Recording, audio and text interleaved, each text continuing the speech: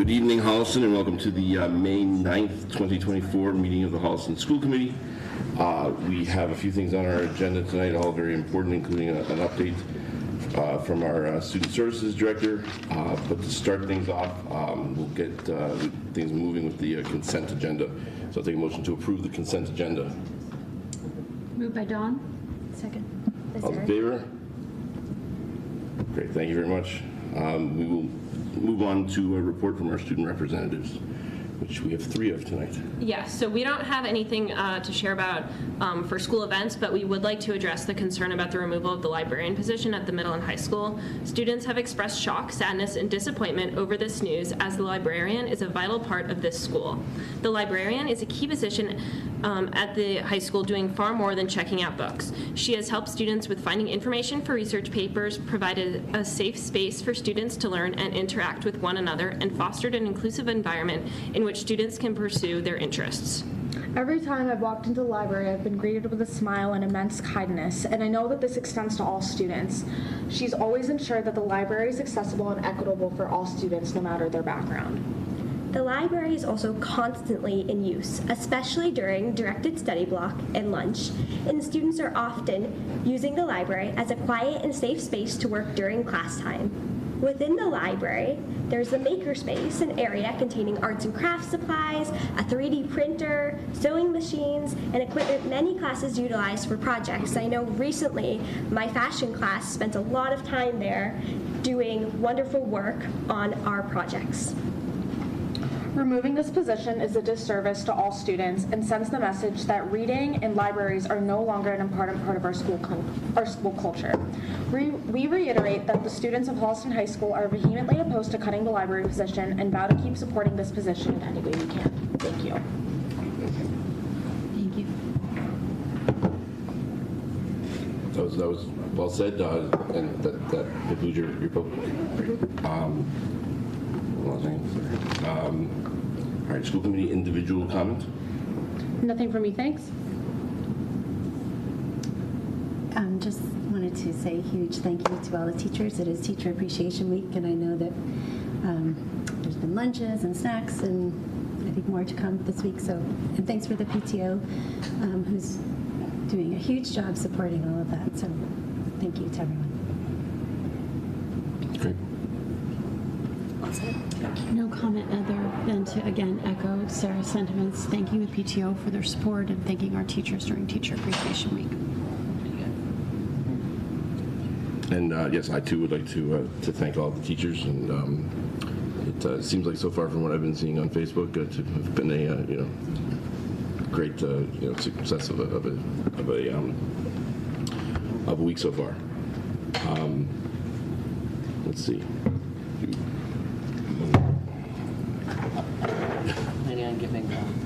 Asking you to move the budget update out of order so we can have a discussion about that now.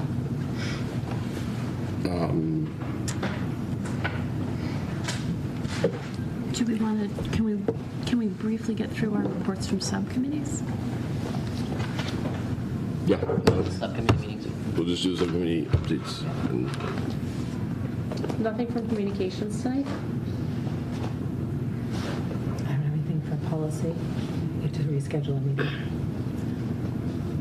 That's it.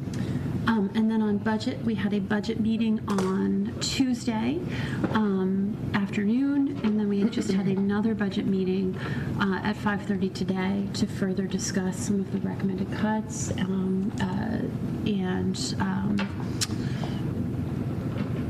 at this point, we have no additional meetings scheduled. So I think, we have our town meeting on Monday, and then we will have another update next week as to our next meeting. And then, Okay. Superintendent evaluation. So we have an upcoming meeting on Tuesday at 5 o'clock to go over the reports and hopefully present to you all on the 16th. okay. Okay, so we'll go on down to old business briefly, and just we're gonna vote to change our capital request This is something I actually meant to do last week. It's sort of something it's on the warrant. It's been approved by the Finance Committee, but we did need an official sort of vote from the school committee for that. And so when James Keith and Keith were working on the auditorium wall, fixing the waterproofing, they got a quote with about a 4-year return on investment to include insulation in the wall for, let's see, where's the number? 53,000, should be 53,400, I believe. Keith, is that? I had it written down and then I lost it. Oh. What? When I clicked on this, It doesn't go to that, though. yeah, it's going to the wrong thing. It's going to the return. Yeah, and other returns. Okay, so it's just mislabeled. So yeah, we need to bring up the appropriate number. That was in my presentation. God bless you. So for $53,400, yes. Do we have a memo? Like, there was no link to it, so I didn't get to see it. Keith, do you want to talk a little bit more about the energy savings realized and the kind of what we had discussed? Yeah, the steel panels that are being put up around the auditorium to ideally keep the moisture on the other side. The vendor and James had talked about the potential of putting some insulation in between there, again, to help with energy efficiencies in the space, both because it is a space that does heating as well as air conditioning. I'm not saying you get twice the bang for it, but again, there's two pieces where insulation in a space that's not air conditioned, you're only getting bang for your buck in the winter. So the thought was that if we were ever going to consider putting insulation up in this space, this is the ideal time to do it. And the cost differential for the project wasn't significant enough that it wasn't worth at least investigating and going down that path. Followed by, it went in front of the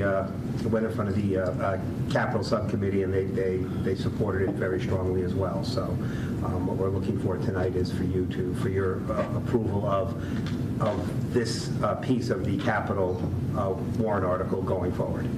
And how much was it for again? 53,400.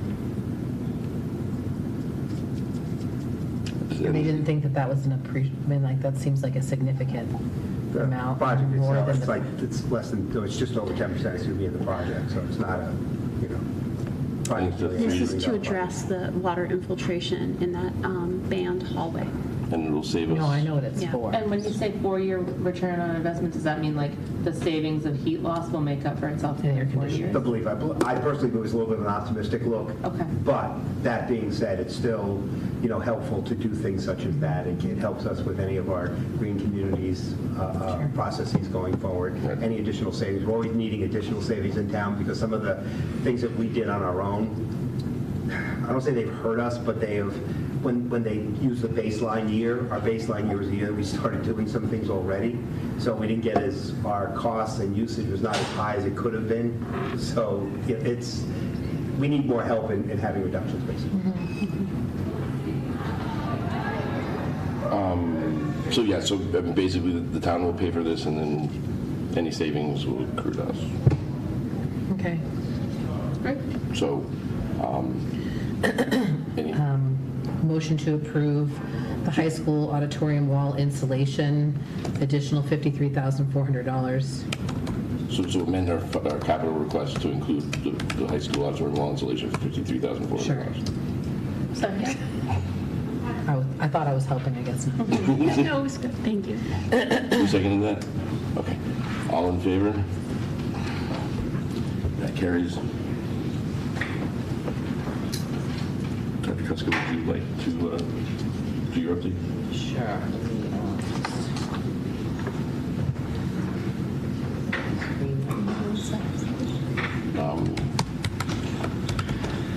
Yeah, we'll have to skip parts of it when we do the budget. Yes.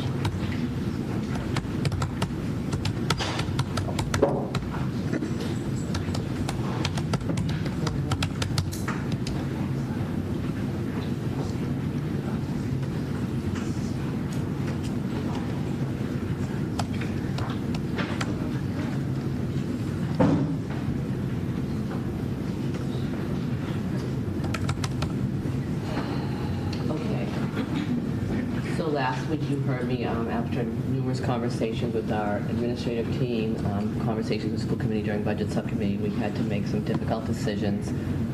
I shared this presentation last week, but I'm sharing some changes tonight. As you know, we had a $1.1 million deficit going into the town meeting on Monday, and Mr. Alfred is going to talk about some things at the town meeting that we're trying to do to address some of that. But I was tasked with trying to find a way to make up some of that deficit and making sure that we're not minimizing or taking away any program offerings, that we're not increasing class size as a result, and that we're not impacting direct instruction to students was really an important topic of that conversation. So when I presented last week, we do have a change. I was able to meet with the principals today, and Mr. Coudet and Dr. Menard, and we were able to come up with we still have the same number that we're looking to reduce in order to get closer to the number that the budget was put forward with the school committee. So if you look at the list here, I did speak about most of these last week. In order to get to that approximately $400,000 reduction and get closer to our negative 1.1 million for next year, we shared last week that we would be not refilling the 1.0 central office admin assistant role because it is unfilled right now. We have already reallocated some of the duties in order to make sure that we're not, in order to keep that offset in the budget. And then because we have lower enrollment going into grade 6, approximately 40 plus students less going into grade 6, and also in kindergarten, we had 220 students in kindergarten approximately 2 years ago when we made that full-day kindergarten decision, which was a great decision for our community, for literacy and numeracy development for all children. But this year, we looked at the census results. We already have our registration that has been open, and we currently only have 119 students registered for kindergarten. We don't know why the number is quite so low. The year we had 220. Part of that may have been because there were some people that did keep their kids home during the COVID year, so the following year there may have been a slight increase, which actually helped us with Chapter 70 funds going back to the town. But so those 2.0 grade 6 classroom teachers are still the same that we talked about last week. The 1.0 kindergarten position will be determined once we have the final enrollment numbers for kindergarten. If you see the next item we had talked about, and we heard a lot of feedback on, and we understand the anxiety that these things create. None of these decisions are great. They're always challenging when we have to make reductions. But you see that I've striked the 1.0 librarian position after a lot of conversation. We looked at the shifting in enrollment and the needs of our students, and also the fact that we still have unfilled paraprofessional positions. So we are looking to reduce 3.0 paraprofessional positions in order to reach that $100,000 number. In this scenario, with those 3 positions, we don't anticipate any paraprofessionals that work for us losing their position as a result of that, because we do have a number of open positions at this time. There would be some shifting, but those 3 positions will be determined again once we have our final enrollments number, and we'll know where the needs are for students. Then we can figure out which positions, but they will be in that category. And then I did talk about last week the going from 2.0 tech integration staff down to 1.0 in the secondary. Again, just our capacity of our staff has increased immensely. We have so much more access to technology that we feel this is the offset that we can make in order to keep our class sizes in a reasonable numbers, and also make sure that our programs are not interrupted for all students. Thank you for that update. Could you bring up my presentation and flip to slide 14? Is it connected to the agenda? I just want No, it's not connected to the, it's in the folder though. 1 second.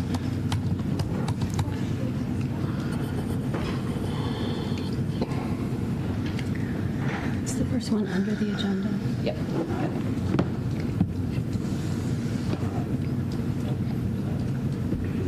No, sorted differently. This one is? Yeah.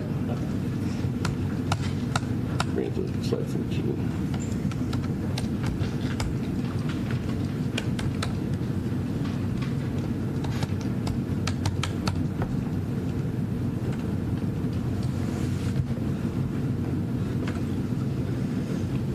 Come and do this real quick.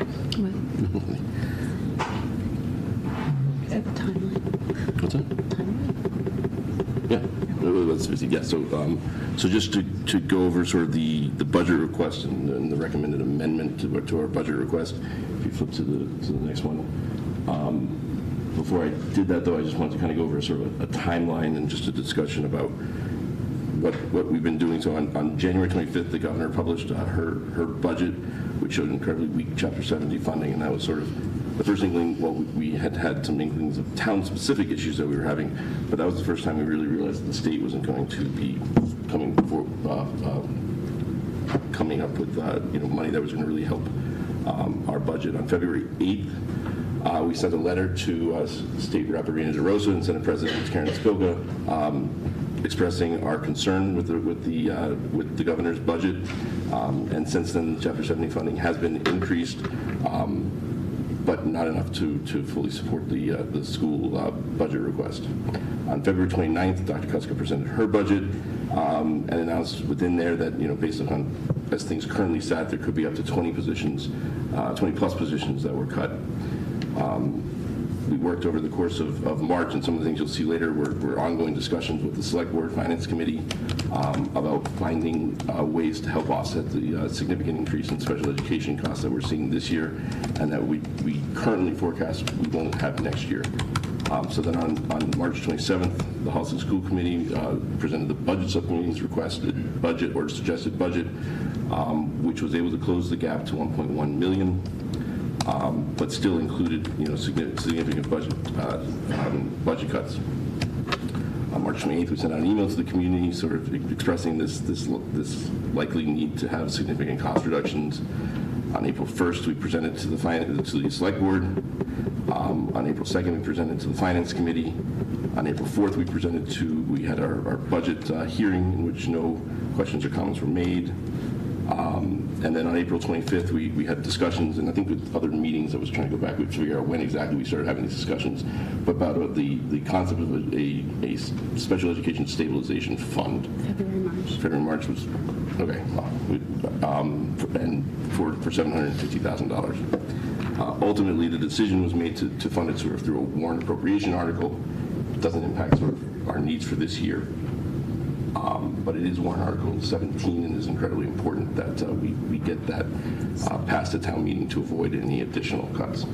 We have to close that $750,000. We need that, yeah. Yes. It's that the cuts that Dr. Kuska just went over do not include that. So if that were to fail at town meeting, we would be back here with, as hard as these decisions have been, the next round would be that much more difficult. And that requires a 2/3 vote. And that requires a 2/3 vote at town meeting because it is using stabilization. Then on May 2nd, just last week, Dr. Kuska presented her cut list. On May 7th, the Budget Subcommittee met to vote our reduced budget, which we'll go over in a minute, and review the cut list. And then Dr. Kuska just presented her updated cut list, and so we'll be voting on our budget recommendation now. Just to go back quickly on slide 16, this is kind of where we started, where we were before earlier this week with a 6.03 budget request. Moving to slide 17, our recommended budget is to meet the town administrator and finance committee's recommended budget of $41,847,157, which is a 3.25% increase, along with supporting Article 17, which includes $750,000 of supplemental one-time funding to help offset the $922,000 of increased special education costs. And I just for anyone watching at home, I just want to be clear. There are many drivers to our budget and significant increases. The reason we have sought specific funding for special education is due to the fact that we believe that those costs, as we look out into the future, Mr. Bidet ran some numbers, are one-time in nature, and therefore we believe it was prudent to request stabilization funding for that. This is not a special education versus a general education type of issue. It just happens that the manner of funding and delays in funding from the state for special education makes it a reasonable request to ask for one-time money to support that. So for anyone in the community, we're seeking money for the special education cost increases, but that is only because of sort of the the nature of those costs. So it is just something that's very important that I think everyone understands. It's very important that we fund our special education costs, but also that we fund our general education costs. And we're not pitting one against another, and I just want to make that clear. And again, our level service budget would have had to come in at what percentage? 6.6%. 6.03%. Yep. And Well, it's slightly higher, it's and 5.8. the town administrator budget for us was a 3.25%. Correct. However, this year, we're getting to a 5.10%. Effectively a 5.1%. Effectively a 5.10% if Article 17 passes. Okay. Right. If you could go forward, this is just a sort of reiteration of the cut list, but again, it's just the last one is shifting paraprofessional coverage, not reducing any current paraprofessionals. And the budget subcommittee has voted 3-0 to support this reluctantly, but necessarily. As of this evening. As of this evening, yes. I think. And I guess just again to highlight in terms of the enrollment shifts and part of why it was recommended to us to eliminate the 2 grade 6 positions. Currently, there's about 219 or 220 students in 6th grade. And then the class coming in from 5th grade is going to be reduced down to about 40 or a little over 40 students. It's projected to be at about 178. Similarly, the driver for the kindergarten reduction is, again, that it's 119 students registered. I mean, I know many of us here are aware of classes as large as 220, 230, over 230 going through. But right now, this is historically the lowest enrollment for kindergarten that we've seen. The current kindergarten class is 169. And we do typically have some move-ins over the summer, so that's why that number is just where we are at the moment. Right. But it won't be a significant increase.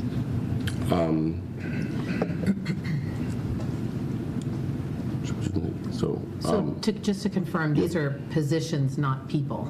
So of this, many of these folks will be either moved to where we have other spaces and openings where possible, and not be positions that are lost from this. Well, going through, however, the union process for those types of things, yeah. And so, I think for me personally, I think for the budget subcommittee as well, a kind of guiding principle here was to limit any impact to class sizes, as well as to look to do reductions to positions, not people, where we thought that there was going to be the ability to move people, or at least offer people different opportunities. And Susan, I appreciate you adding back, as I'm sure Sarah would echo, adding back the librarian, because I think it's still vitally important that our students have access to that. If at all possible to keep that, I think it's really important to do. And I do want to reiterate this: these are not decisions that any superintendent wants to make. And I'm hearing some of the horror stories, and something my own daughter's town. 7 positions at her high school. I don't know how many in the entire, like 40 or more in the district. Significant reductions in districts. So I'm passionate about making sure that our students get the best education that they can. We unfortunately do have a budget that I have to balance with my help from my assistant superintendent for finance and operations, and we work really hard to make sure we provide the best programs for our students, and this is what we could come up with given the difficult decisions we have to make. You should also thank the principals for it going back. We asked them to go back and relook at this again, and Our Tuesday's budget meeting. and gave them not much time to do it, and Great. I'm very grateful that they were able to move things around. I also thought maybe this would be a good opportunity for you just to go over your curriculum change one more time. So the next, if you want, the next slide just has your proposal, and then I thought just given things and just any confusion there, maybe you can help sort of explain what's going on, the net impact to the number of staff, things like that. Sure. So if you look at what we've had in the past, this year we have the 3 full-time coordinators, 1 for STEM, 1 for humanities, and 1 for unified arts and world languages. And they do full-time. Their role is to work on curriculum instruction, teaching and learning, supporting interventions as far as data and things like that, but they don't directly work with students and instruct students. So when we're hearing about all the changes that are happening, I've listened to all the feedback, the challenge of having an individual. Our goal was to try to get people that are full-time dedicated to this work so that they could actually help support teachers with this work and be there in the coaching mode. But given that there were only 3 people, even though freeing them up and having them in each building, it's still quite challenging for them to try to get all the schedules and make that all work when they're moving around building to building. So we heard that feedback, but we also want to make sure teachers get the support that they need. And then additionally, we've talked at length about the changes to come, and we're adding all these new resources that are wonderful for our staff to have. It's been quite some time, over a decade, since we've had new math curriculum resources, and that's been challenging for our teachers to have to manage without those. So that we know that's going to be a heavy lift for them, and providing a lot of professional development and some summer work to help support that.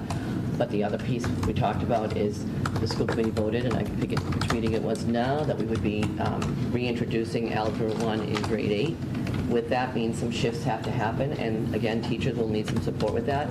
But also, we are predicting that students will need some support with that, because as we shift our model and try to adjust some pacing for next year to get ready for 25-26, so I'm shifting some of that curriculum part of the role to make it a teaching role, an interventionist role, so they'll be doing direct supports for tier 2 and tier 3. So overall, it's a reduction in the amount of people dedicated for the curriculum and instruction work, but it allows us to give some more supports to students and keep teaching positions that will directly work with students. So they're half curriculum and half interventionists in the new model. And based on how it is now, if we don't change the K through 5 STEM curriculum coordinators, this is a reduction of basically one curriculum coordinator, essentially? For the curriculum component, in order to add the interventionist piece as well. The teaching piece is offset. And we have not changed the title for the pre-K 5. It's currently a math specialist position. It would be wonderful at some point if we could consider a STEM position, because we want to be able to support teachers with science too. Right. So this is just an idea that part has not changed at all. Right. It would just be the top part. Right. I just circled it as an opportunity, potentially in the future, if things change dramatically, or things changed. So with that, we'll open this up to public comment. There was a sign-up sheet in the back. I know that 3 people signed up. If anyone wants to speak that didn't sign up, if you could just let us know now for this. If they're here to speak about something else on the agenda, I'd ask you to wait and we'll have another public comment session. So no one else? Okay. So we'll do 4? I have 3. No, minutes. 4 minutes? Okay. Is that, It's not a policy. what's that? It's 3 minutes. 3 minutes? Right, well, I mean, We can do 3 minutes. with 3 people. Yeah, I Okay. think it's probably what was expected if it's what's listed. Okay, so would you keep it? I can keep time. Keep time? Sure. Okay. Yep.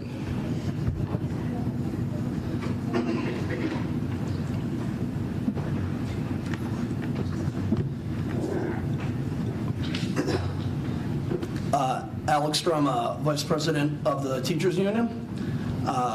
Happy Teachers Appreciation Week. It's definitely been a memorable one. From the perspective of union leadership, we're in a pretty tough state of affairs here. It's easy for leadership to chalk up these layoffs and other cuts to hardship due to rising costs in some areas and reduced funding from the state, and sure, there's some truth to that. Every town is dealing with this reality. Of course, not every town is laying off their teachers as an answer. How much restructuring has been done in central office and raises given out? Some upwards of 25% since 2021, all to make their job easier. They've made a habit of prioritizing their own comfort and security at the expense of what goes on day to day in the classroom. We've been told that these are at no additional cost to the district. Well, if that was true, we wouldn't be here tonight. Part of the cost has now been laid bare. And I'm sure some of it has to do with a dip in enrollment, but making layoffs based off that is short-sighted. A year from now, we could be scrambling to refill these positions, and the professionals we already have in the buildings don't have the luxury of waiting around for us to admit that we need them again. Maybe 6 layoffs across the district doesn't sound that bad. It certainly does to the people who are being told that this town no longer has a place for them. But it's not just about 6 positions. Layoffs create a ripple effect that shuffles the remaining educators around and does not put them in the best positions to succeed. I grew up here. My family lived here for 40 years. I graduated from this high school in 2002. When I was growing up, the perception was that Holliston was a destination district for families and teachers alike. I was blessed to go to school here, and I was taught by people who were blessed to work here. It kills me to say that this feels less true with each passing year. With each passing year, we are losing experienced teachers to better opportunities, or in some cases, no opportunity, just they don't want to be here. We have a retention rate between 6 and 12% lower than neighboring towns such as Hopkinton, Ashland, Norfolk, Wayland, Dedham, and Medfield. That works out to approximately 20 more teachers a year leaving across the district. That's 20 more teachers who know your kids and know this town that won't be there come September, and those numbers are from a year without layoffs.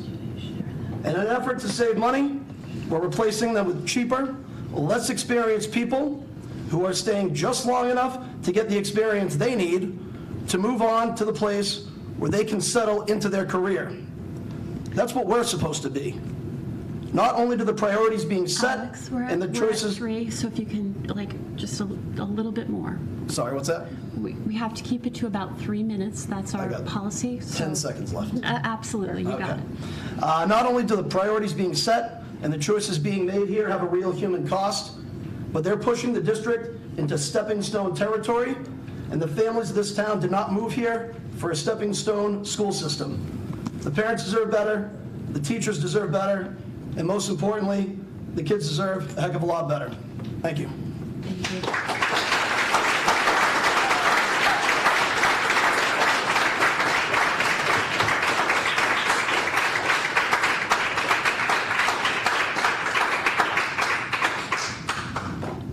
Hi, Jamie Catone.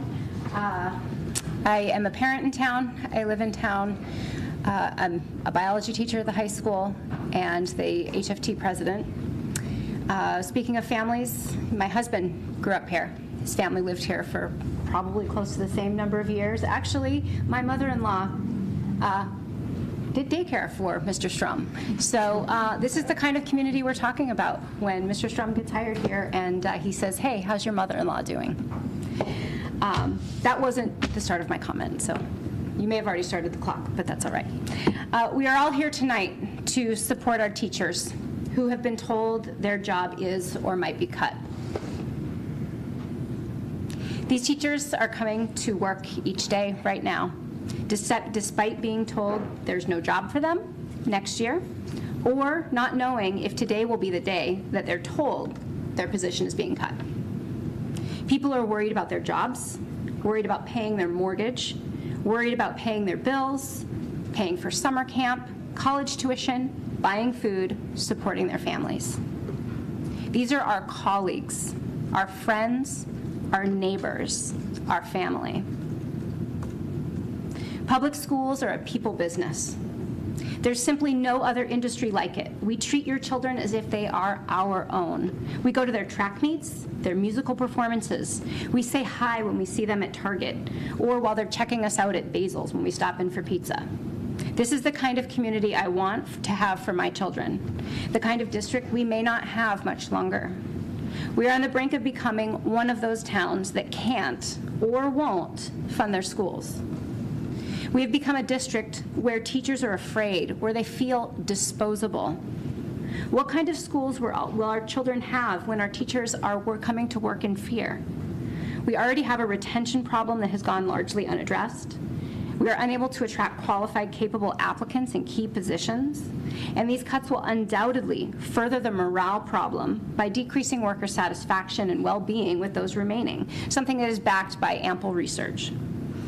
Is this the kind of district that you want for your children? As a mom to children at Placentino and Miller, a taxpayer, a voting resident, I'm concerned about the choices being made, about how money is being spent, the priorities with spending, the inability to anticipate staffing needs, the lack of advanced planning to avoid cutting off people's livelihoods.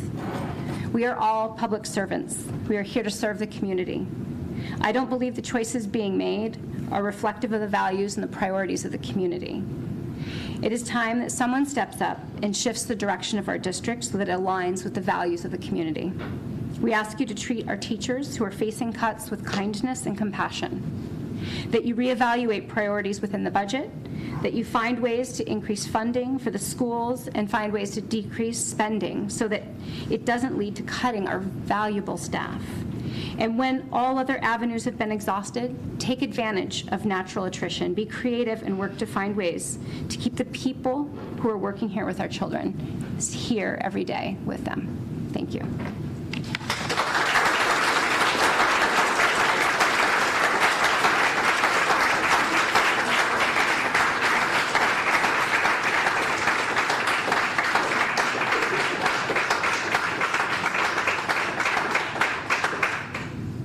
Just a quick question, because I'm not known for talking a little bit. So does my time start before I introduce myself or after? Introduce yourself. What? Introduce yourself, Catherine, and then we'll start. Okay, thank you. Well, I'm Catherine Buckley. I am a resident of Holliston since a long time ago. I don't know. And I am also a teacher of science in the middle school, and both my kids went here through kindergarten, and now the last one is out. So it's the first year I'm not a Holliston parent. Okay, so that's that. So I will press start at 3 minutes. And I'm speaking directly about the library position, and just so you know, I'm very happy that it's staying, but just in the off chance that things get jumbled again, I want this heard. So when I first heard about the recommendation to eliminate the library position, I was stunned. Like, I could not believe this was happening in my town. And I could not believe that 15 years, 30 years as an educator, that the district was sending a message to the community that literacy and fostering a love of reading in our students was not a priority. And so I reached out. My best friend from high school is a professor of literacy. Her specialty is K through 12 reading, teacher education. She goes, oh, I'm having a meeting with this library lady tomorrow, this library professor.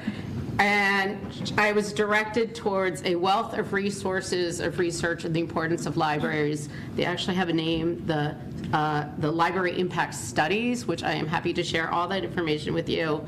And just to summarize one of these studies, it says, our results on the impact of libraries are highly consistent with studies reporting that library quality is a clear predictor of reading achievement. Giving students a choice in reading from a well-curated collection of books leads to better reading achievement than direct instruction in phonics and phonetic awareness, which research indicates has little or no effect on reading comprehension.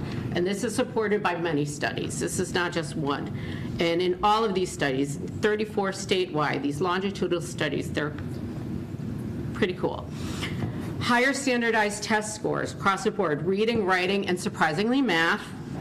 Higher graduation rates, mastery of academic standards, and in a Pennsylvania study, 8% more students scored advanced. When a para is added, it goes up, writing goes up even more. I think it's, okay, full-time librarians are almost 3 times likely. So, and you think, oh, this is the wealthy districts, but really what they found is that this really helps students of color, low-income students, students with disabilities, the vulnerable, who we're actively trying to help. So the message that we're going to cut the librarian students at risk. So I know the money, and so that's what the answer is, the money sometimes. But it's not so much of a question sometimes where the money exists, but where the priorities are that it's spent. And so there is money being allocated to retain these curriculum and quasi-administrative positions, some of which are needed, some of which are redundant. Okay, so that's that. And the one common interest we all share as Holliston residents, whether or not you have students in the schools, are our property values. There's a direct relationship in this state between the quality of the school district and home values. It's not that complicated. So a district that eliminates their library program is clearly not a district that is striving for high student achievement. It's a district in which students' scores, sorry, that's my own. Can I just finish? You can. Okay. Give it like 10 more seconds. Are likely to drop, and they'll ultimately sink in rankings. Okay, that's not the qualities that will put Holliston on the top of the list when people are choosing where to live. And so we do not have restaurants. We do not have easy access to public transportation. We don't even have public sewers. Okay? What we have is this, our schools. That's why I moved here. I'm sure that's why many of you moved here. Okay? So why would we intentionally, why the town intentionally devalue our primary asset? Makes no sense. So lower student achievement, lower rankers, lower property values. Okay, so to say it costs too much to fund a librarian and a library program is a false claim. In the long term, in a holistic sense, it costs too much not to fund a library program. And lastly, and I'm not saying this as a resident, I'm not saying parent or a teacher, but just as a human being on the planet to other human beings on the planet, the decision to announce the cuts in staffing during Teacher Appreciation Week is so insulting and insensitive as to be incomprehensible to me. The timing of the announcements demonstrates a lapse in judgment so tone deaf to basic considerations of other human beings that the judgment used to make the staffing recommendations, I think also must be called into question, because I cannot understand how that happened. So I thank you for giving me an extra minute.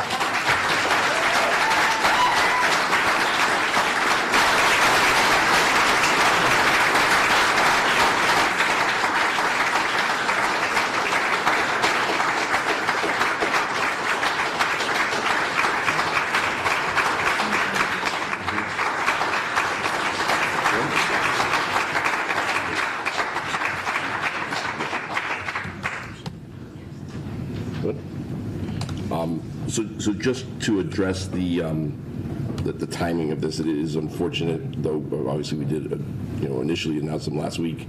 Unfortunately, a few years ago, town meeting was pushed back a week. We wanted to make sure that this information was in the community before town meeting. Town meeting is next Monday, so it was a decision forced by timing more than anything else. So it is very unfortunate, but I will leave it at that. But I hear you. The only other thing that I would say is, and we'll talk about this at another later date. The state did put out some new retention data, and it shows that our retention has increased. And that's not to minimize the issues, but it does appear like we have bounced back to some degree. We have work to do, but there's just some that we have improved our retention. So with that, we need to vote our updated budget. I'll open up for questions or comments or discussion about the budget, or we can just vote it. I think I'd like for us to vote, well, we have to vote the budget number because town meeting's on Monday. Yes. Correct. But I think in terms of any decisions that we need to make about positions, I feel like we need to wait to see what attrition we might have, what favorability we might be able to use, and not make any decisions about giving anybody any notice of you're leaving, because we can't afford to keep them until after, at the end of the year. I mean, isn't that when we're going to know the most accurate numbers that we can? Do you want to speak to that? It's in true, terms but of it's the time? also, it's kinder to tell folks ahead of time, as far as, because like now is the time for looking for jobs, whereas like waiting in the summer is harder to look for jobs. Hopefully there will be zero people Right. for whom Well, this is that's an what I'm issue. hoping, is that it's about Okay. the position, Yeah. not a person. So those positions will be, moving that kindergarten teacher to a third grade or wherever else there's needed, since we can't fill another class. So there will be shifts as a result of the enrollment Right. decreases or increases depending on the grade. As our students move up into Miller School, for example, we see some of the 220 students that moves to Miller. That's going to need an offset there and things like that. So we certainly look at all of those shifts first. We also then look at any retirements, and we do have retirements this year, and that also is a place where you may not fill a retirement versus letting a person go. We deal with positions, but ultimately we have to look at the people and the licensure and all of those things. Each year, separate from any budget discussions, There are sometimes I don't know if there's any year that I have had none, but typically in any given year you will have some non-renewals just as a matter of course, separate from any budgetary decisions. And Susan, can you explain for people watching at home what a non-renewal is? Sure. So we have to follow Mass General Law for a couple of things related to this process. So professional status is granted to any teacher that has been worked in a district 3 consecutive years. So at the end of this year, when you're going into the next year, if you've had 3 years, you would automatically be granted professional status in your school district. So anyone that is in their first, second, or third year would be considered non-professional status. So those positions at the end of the year, whether they are non-renewed, it could be because it's not working out, or it could just be because of this situation as well. So they are handled the same way as far as non-professional status individuals. And in that sense, Mass General Law does require that we do any non-renewals no later than June 15th. That being said, unless there always are unforeseen things that happen over the summer as far as RIF process, but we're supposed to notify non-renewals and people that are going through that process by June 15th. I think that's incredibly insensitive to do it that late and not give people an opportunity to look elsewhere when they don't know. I've been in that situation myself.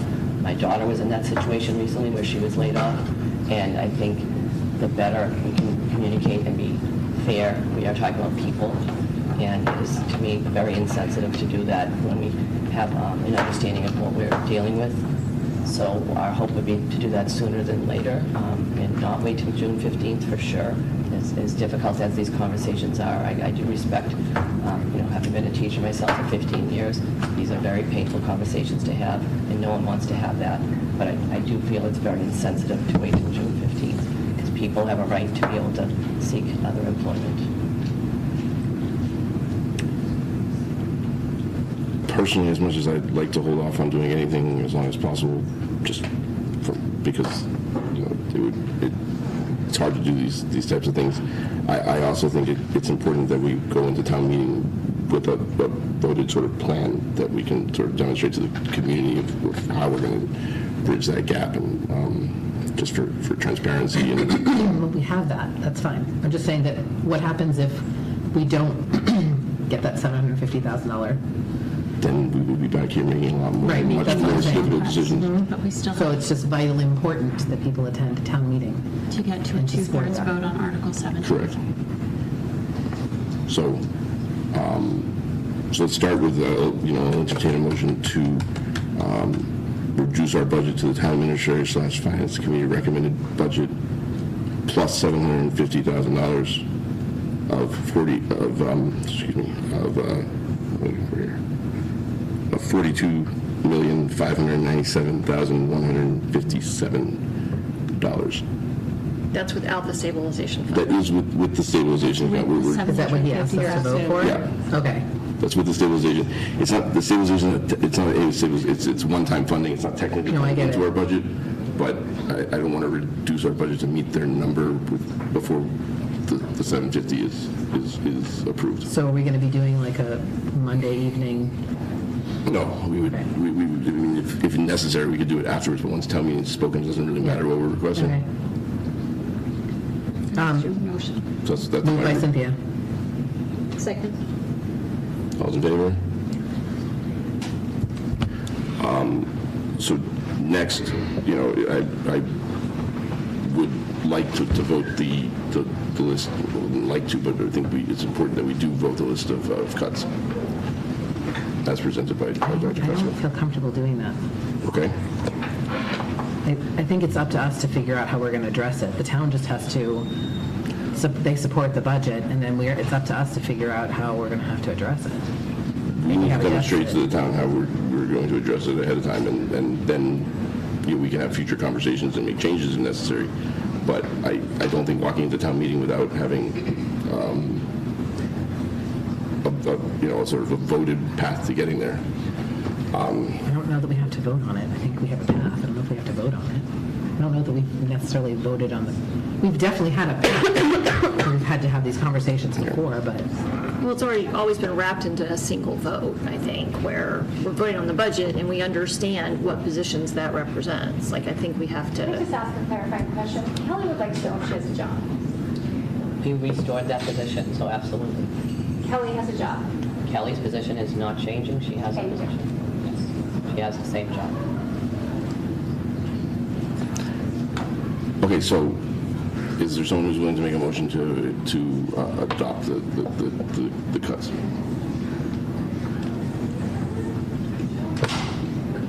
As the new presentation as recommended by Dr. Kuska that we reviewed in budget today, and budget came forth with a 3-year vote on this.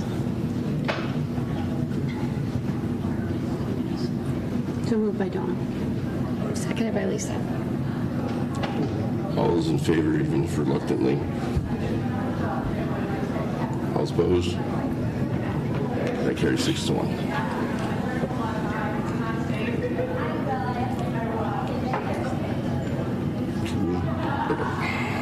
It's good. All right.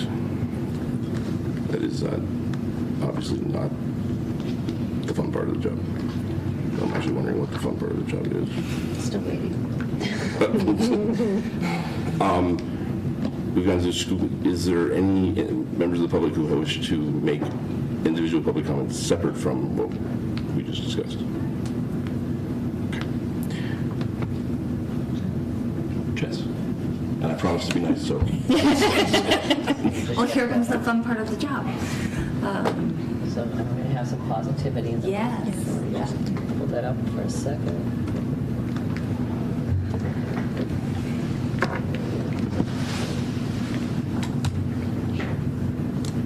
All right. Take it away, Ms. Beatty, our Director of Student Services. I know, I never know how many times I need to reintroduce myself. So for those of you at home that don't know me, Jess Beatty, Director of Student Services. You can turn the slide.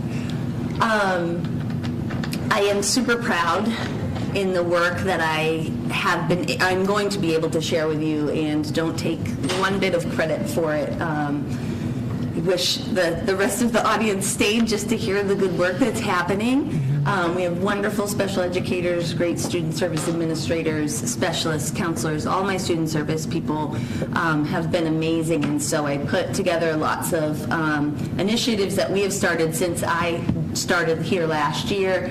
And this is just a list that I'm going to go through the course of this presentation, just to update you where we are at and how things are moving along.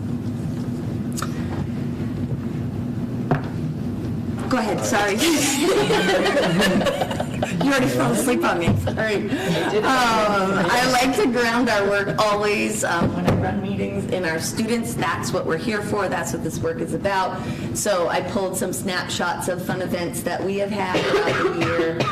We just finished Special Olympics. We had a wonderful fundraising, unified sports event, and just safe routes to school, and our therapy dogs, and all of the wonderful things. So the first thing that I'm going to dive into is really our student service data and what is it telling us. And what you'll see through the slides that I'm providing is that we are providing or intervening earlier. You're going to see that our special ed numbers are going up at the younger levels, so really Placentino. I almost see that as somewhat of a celebration because we're capturing our kids younger, and you're going to start to see the trend of IEP data going down as we hit middle school and high school, which shows me that we are doing the exact thing that I am hoping, and that's creating independent learners as they grow through the school district, which is great. A lot of the work we've done this year is around really understanding what true differentiation is and what true inclusion is. A lot of conversations I have with CPAC and just with our staff is we want to be a really inclusive district, but what does that mean? Being inclusive doesn't mean just plopping kids in classrooms and saying, well, they're included. It's really how they feel, and so that's a lot of the work we're doing. I'll dip into a little bit of attendance. Jeriel and I usually present together, so he's going to do more of the attendance piece for you, but I'll kind of show you how it all correlates. Go ahead. sorry. Do you want to hand me? I'm happy to click through. This is our data and where we are at. So I gave you some updates in February, and you can see where our numbers are with the IEP totals by school as of the beginning of May. I wanted to include, which I never usually break this down, and this is where sometimes the confusing discrepancy in how many total kids on IEPs we have. We are obligated, legally obligated, to provide testing and IEP services for homeschool children and those that are privately placed but are residents here in Holliston. And we often sort of forget to represent those in our numbers. So I just want to show you, if you look at our numbers on the DESE webpage, why we hit 579 when you're looking at totaling our school numbers, and we're at 508. So I just wanted to total that there so that there's not so much confusion and give you that total percentage of students in special ed services. We're right at about 19.6% in comparison to surrounding districts, really relatively close, with the exception of Hopkinton, which is a little bit lower than all of the surrounding towns around here. Go ahead. I wanted to just break down the categories of disability so you're able to see here the types of students that we're servicing on IEPs only. This is what this represents.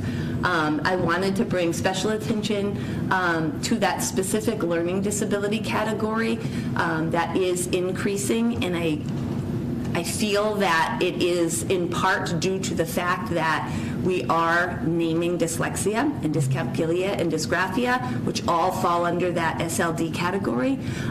So I'm really proud of the work we're doing in that area. And when we talk about literacy, I'll go into that in a little bit. But to me, that is showing that we are addressing those needs, and we're addressing them much earlier, trying to close that gap and identify those kids. This is just the total student service population. I just wanted you to be able to see the types of student profiles we're servicing. We are seeing a bit of an increase in our 504 numbers. We're at 239. The IEPs are right at 579 with still, please keep in mind, we have meetings until about June 10th, so give or take. And then our multilingual learner numbers are increasing as well, and I know Dr. Menard and her team have talked a lot about that throughout the year and how we best service them, but I wanted to be able to capture them as well in the numbers so that you could see that. So as we dive in and make sense of this, I wanted to just share with you the work we're doing. So true inclusion does impact student performance, and I say this all the time, and I just did a PD with our paras the other day on inclusion is a feeling, not an environment. So I really want us to step away from often calling classrooms like the inclusion classroom, right? All of our classrooms, regardless of whether they're continuums, small groups, sub-separate, or general ed classrooms, should be inclusion settings. It's how we do that work to help support the kids in those settings. So we focused a lot of PD this year with our teachers, specialists, and paras around what true inclusion is. We did that in January and then again in May. I am trying to bring about true inclusion, bringing our first event through CPAC, which was amazing in March, where we really pulled the community in, and for anybody that went to it, it reminds us why we're here, and it was an amazing event of kids that came together, community companies that came together and helped support us, and just it was a great night. We're going to look to expand that and make that an annual event every year. We had our Special Olympics on April 26th. We had, that was we probably had one of the biggest showings of athletes at that event in Millis, but beyond that, we also had other model students, peer models that helped that event and were there for our kids, and it was just a really wonderful thing. Myself and Jerry Alvernay are beginning to put together the HPS Belonging and Inclusion team, which has been really great work. He's going to dive further into that, but I just wanted you to know because it does pull in that inclusion piece. So really working to identify and celebrate days of inclusion that have to do with different cultures, different abilities, health and wellness and mental health, and just other community members. So really bringing to light all of the different awareness and appreciation days and providing that to our community in ways that we can all celebrate it as a district, but also how can you talk to your kids and other community members at home about that.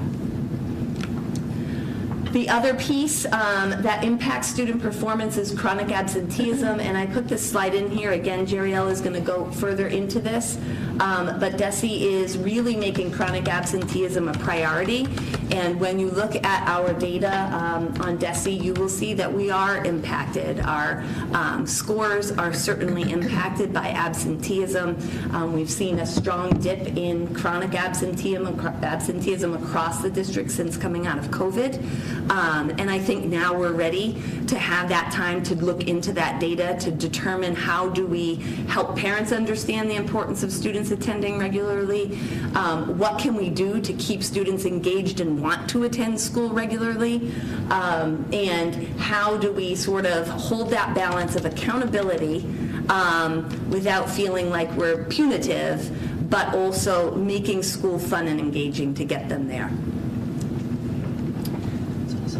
So this is our goal with that chronic absenteeism team. We are just starting our work. We just kind of formulated this group in late March and beginning to start looking at all attendance data, reviewing our current practices. So what do we do when a kid's absent, or tardy? When are we acknowledging those points of contact to parents? What does that contact look like?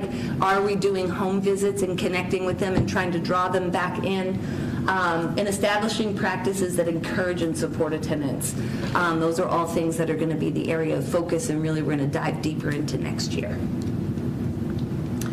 And then our work ahead in this area is really making time to review the data. So for all of those things I just discussed, looking at attendance, how are we progress monitoring, when are we doing that, and really capturing the gaps in our learning.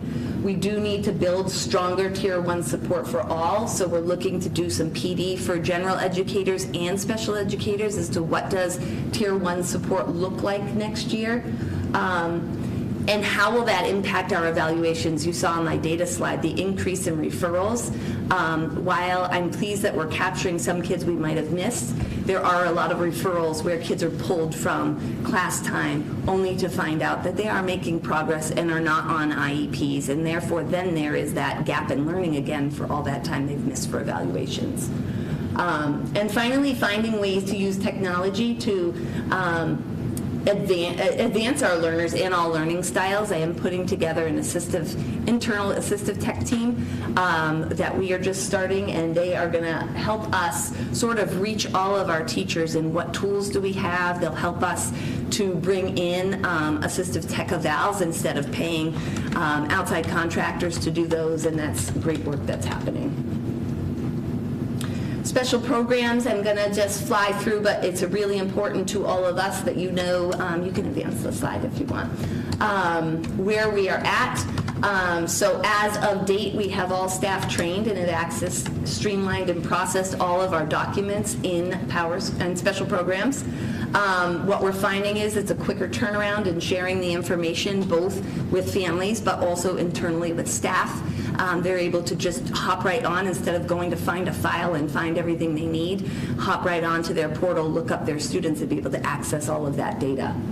The parent portal as of April is fully functioning, and I do appreciate everybody's patience with this. When you start new programming, it's always hiccups, but parent portal is fully operational. Parents are now able to go on there, access all docs that are finalized for their child, including uploaded evaluations. So now we are eliminating that process of where we were PDFing things home. For me, it was not resting easy on mistakes that could be made, things that could go wrong in sending it out. You now have to log into that portal to access your child's information, which is really a much more secure way of handling all that confidential information. And we have secured e-signature. There was some hiccups around that, and I do appreciate parents reaching out to me and giving suggestions. We've streamlined that and made that much more secure, doing that right through the portal now and expediting returns on consents and signed IEPs. I'm going to just add to that because Jess does not like to brag about her work, but I have to say it was through her advocacy along with Dan McLeod reached out to Power School, which is our program that this is housed in, and their advocacy led to this stronger e-signature process. They had not foreseen that there was some hiccups with that. Yeah. And I think this is now helping other districts as well. Yes, So I yes, think that was your strong. Getting lots of reach out from other districts. Well done, good job.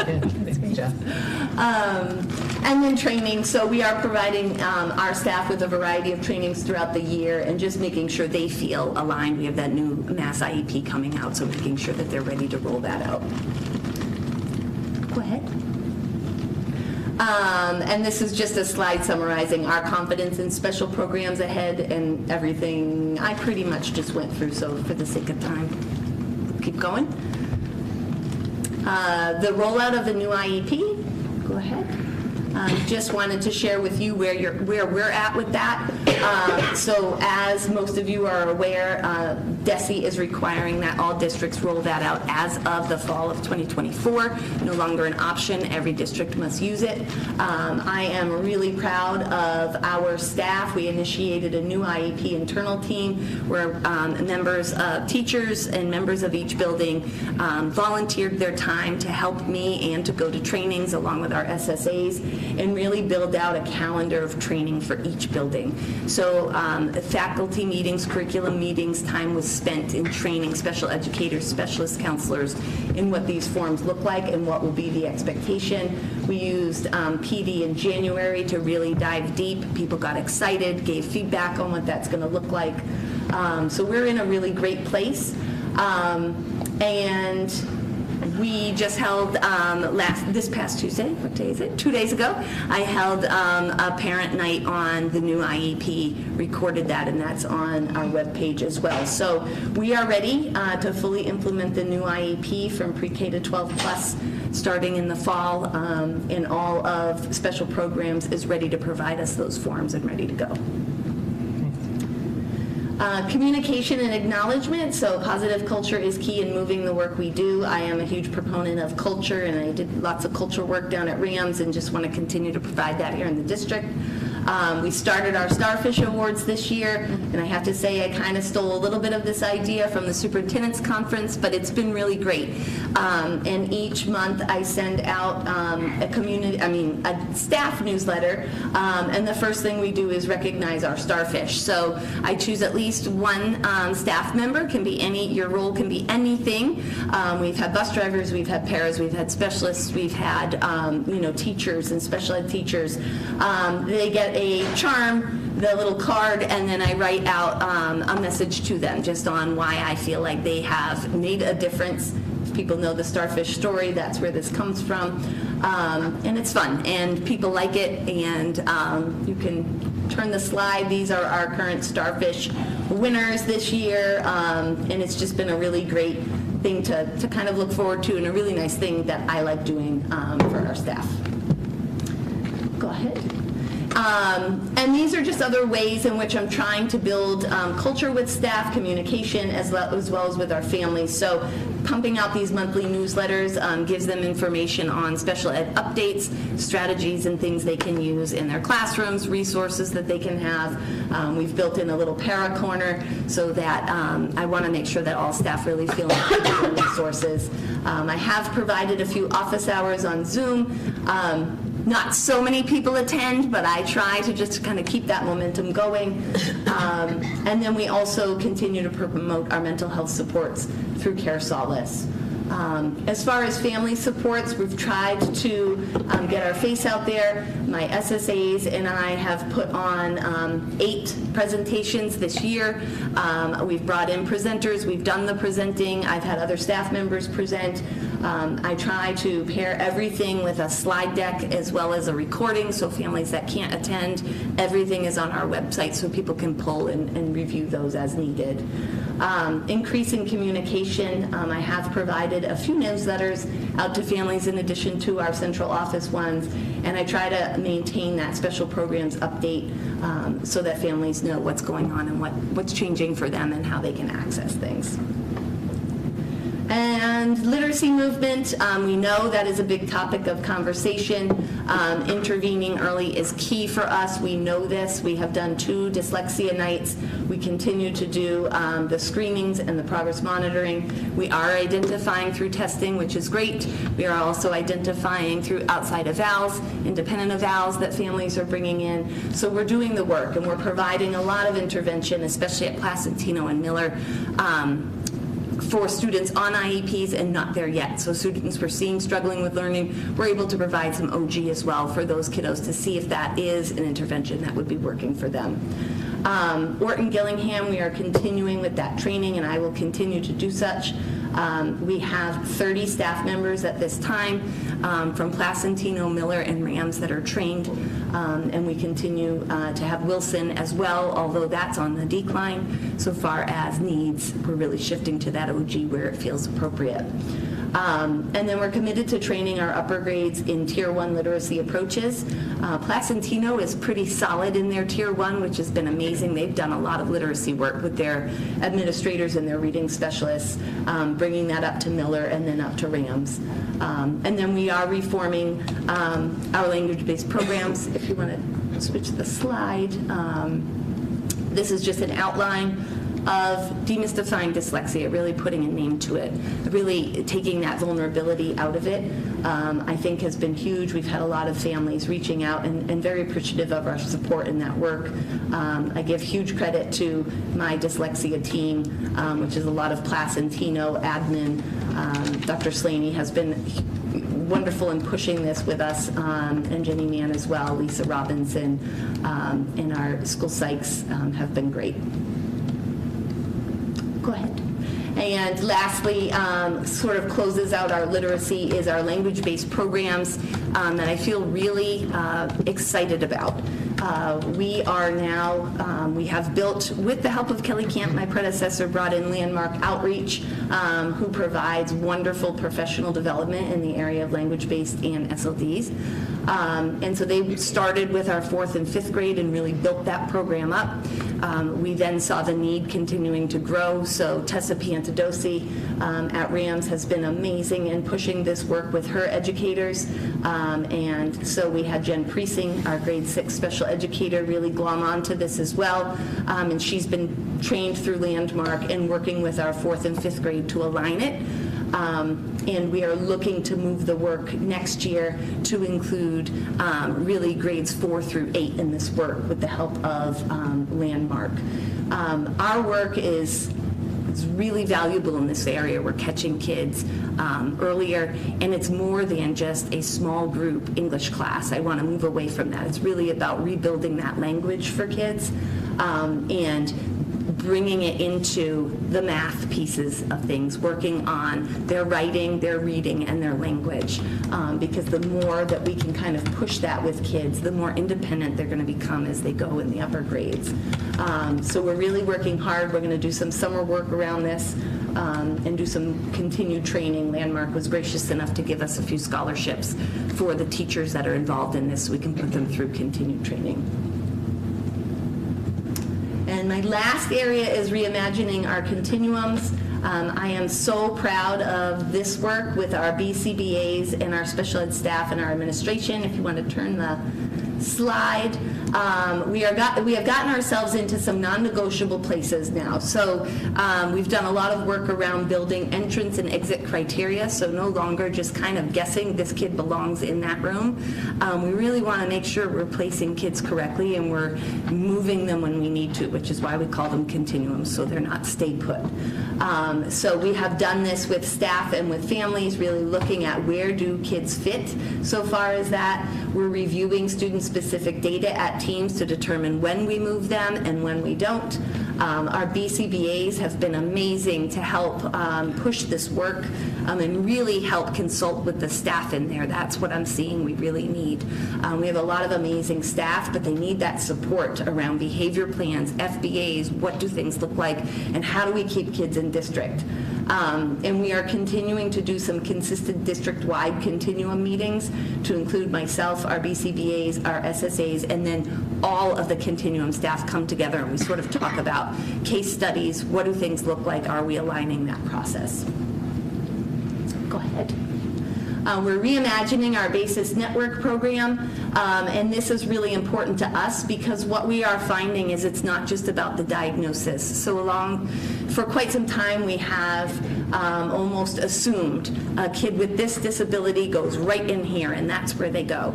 And what we're learning is we need to meet kids where we're at and push them where we can. So where are they making progress, and when can they become in that continuum to what we now call our bridge, or what we're going to call our bridge. The high school started this model, and it really is a pathway for kids, so we are not discounting the fact that they could possibly graduate. So kids that are at that place of functional academics, we don't want to say, they're probably not going to be able to graduate. We want to give them that opportunity. So being able to flex them in between the continuum work and the general education classrooms to hopefully get them to a place where they're either transitioning into an 18 to 22, which is wonderful as well, or they're transitioning for a little bit of a longer track to graduation. So really looking at that positive place for kids. And this has been amazing work. We are bringing it down to our lower levels, and in fact, a little bit quicker than I imagined. We had a meeting at Placentino yesterday, and they said, we're ready to do this work too. And we kind of looked at all of our kids, and are there kids that are ready to push out from BASIS Network and now be in Bridge and be more included in a different type of setting. So it's been great work. I look forward to sharing more updates. And Victoria Briggs and Laura Ryan are pushing this wonderful community bridge idea, which sort of rounds it all out and partners with community businesses to teach vocational skills to grades 3 on up. How do we give them the opportunities in their own community to sort of shine and connect? So that will be coming soon. We're excited. And lastly is our Pathways and Connections program that goes across Placentino, Miller, Rams, and the high school. We have not renamed it at the high school, so that is considered our connections, and it's pathways all the way through up until then. And that really is a continuum that's built to support students with social, emotional, well-being challenges, right? So really battling mental health, school avoidance, just that overall challenge of getting to school, remaining in school, remaining in class. It is strongly consulted with our BCBA, Erin Conant, and then each continuum has a special educator, a school adjustment attached to it, and a paraprofessional or two.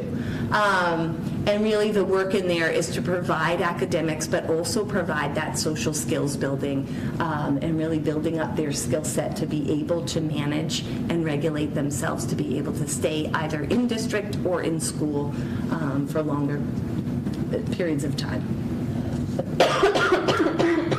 We always use this quote, so the moment you doubt whether you can fly, you cease forever to be able to do that. I like that for kids, but I really like it for staff, because some of this felt really unimaginable that we could get here by now.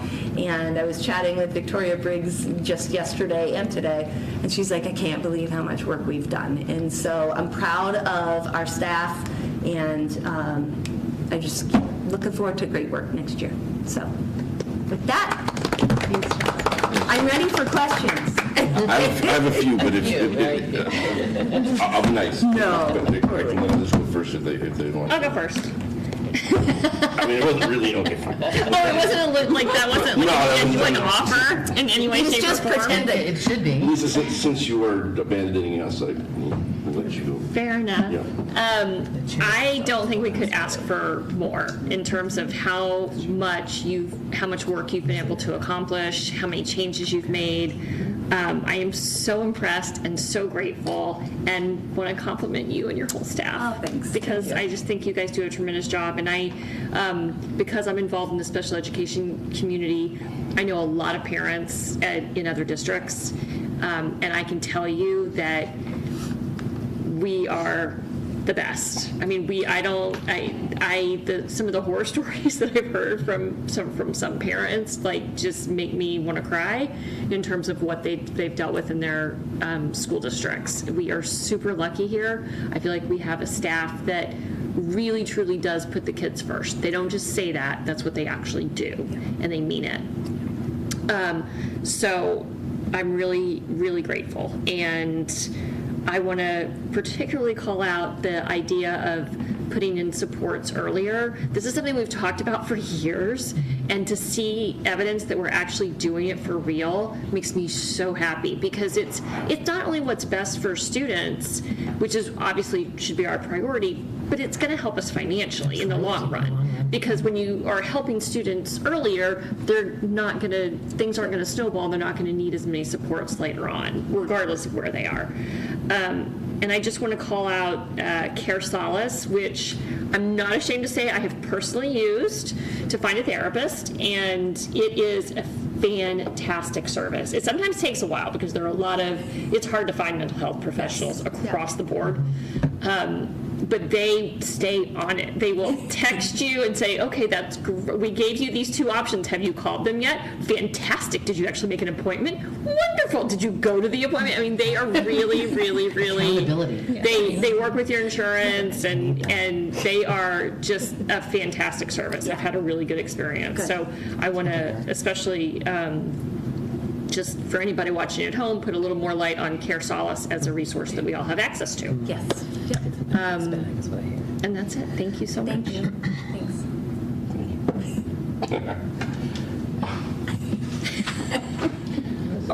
Careful. Anyone else want to? I know. That was a little bit of a loaded laugh, Dan. It was. I've been known to anyway. So I just, on the out-of-district placements, if I recall correctly, we were at 52 in February, and we're now at 51, so we're down a net of 1. Correct. And is that sort of, well, I have numbers in my head. And so, okay, so that's as of now, not a projection for. Nope, that is as of now, yeah. Okay, wonderful. I know there was a lot of slides, but can you go back to the one where it had the disability by type? It's 6. The chart, yeah, the pie chart. Go. This one? Yeah. So 2 things. So if a child has 2 different disabilities, what do we do? So this pulls your primary disability. That's what this is pulling. Yep. Okay. Yep. Good question. See, every once in a while I get a good one. I prefer to think of it as a stop clock, but do we have this over time? Yes. Because Yes, without spending too much, I don't want you to spend hours and yes, hours. because I followed this model. Meg has done this, Kelly has done this. I just tried to keep the process the same with that, so I can. It was just great to sort of see Absolutely. That shifted, especially from pre-COVID and Yes. and Yep. it's a See little how different because I far know we've back I can been go. diagnosing dyslexia and those type of things more. So it's not like it's going to be apples to apples, if you will. Correct. Because just that different emphasis. But I think what you'll find too, when we talked about how we're bringing in the, what's the program that we're using for the data dashboard? Oh, yes, I do not. We're bringing in the data dashboard. Open architects. So we can capture this information. We'll be able to run these reports much easier in the future and get longitudinal data, which has been so necessary and something that we've needed for so long. Yes, and we just attended, Dan and my assistant and Jody Renee attended a special programs training on a better multi-dimensional report you can pull from special programs. So I'll be able to do that as well and just sort of add layers as we go through. Yep. Great. That was it. Was that nice? I approve. Okay, thank you. I just wanted to echo what Lisa was saying about all the services that we're providing. I mean, I do hear from other folks in other districts that they don't get a half of what they're getting in this district and early. And I feel like pushing in all the supports that we're doing is yielding results for our students. We're able to keep as many kids as we possibly can in district, and they're succeeding. Yeah. So, because clearly if they're not, this isn't the right placement for them. We're putting them where they need to go. Yep. I appreciate they're including the homeschool one because that's not data that we usually are tracking. Yep. But it's an important statistic because we're still responsible for that. Correct. So- And it is a data point that we are always tracking, right? Right, So you're always, but I it's felt not- like I it don't was know- important for Yeah. you all to know that Yes. that is part of what we have to look at. And that we're tracking amongst our peer districts in terms of the percentages. Yep. So. Yep. And just to add to what you're saying, Titi, about, and that's why I know there's been some questions about the intervention roles that we're creating, but it really is a response to these types of things, getting that early supports before we end up on the IEP process. Are there students that can get tier 2 and 3 supports within general education and then minimize their process of even getting onto an IEP? I mean, really, that's what we're hoping, and keep it in the least restrictive environment. So that's why we're putting in all these general ed procedures as well. Great. So thank you. Thank you. Anyone else? Great, thank you very much, Jess. Thank You can stay, you can go, you can, it's totally up to you. Run away.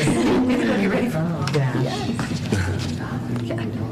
It's our first prom. It's my first prom. Oh my God. Tomorrow?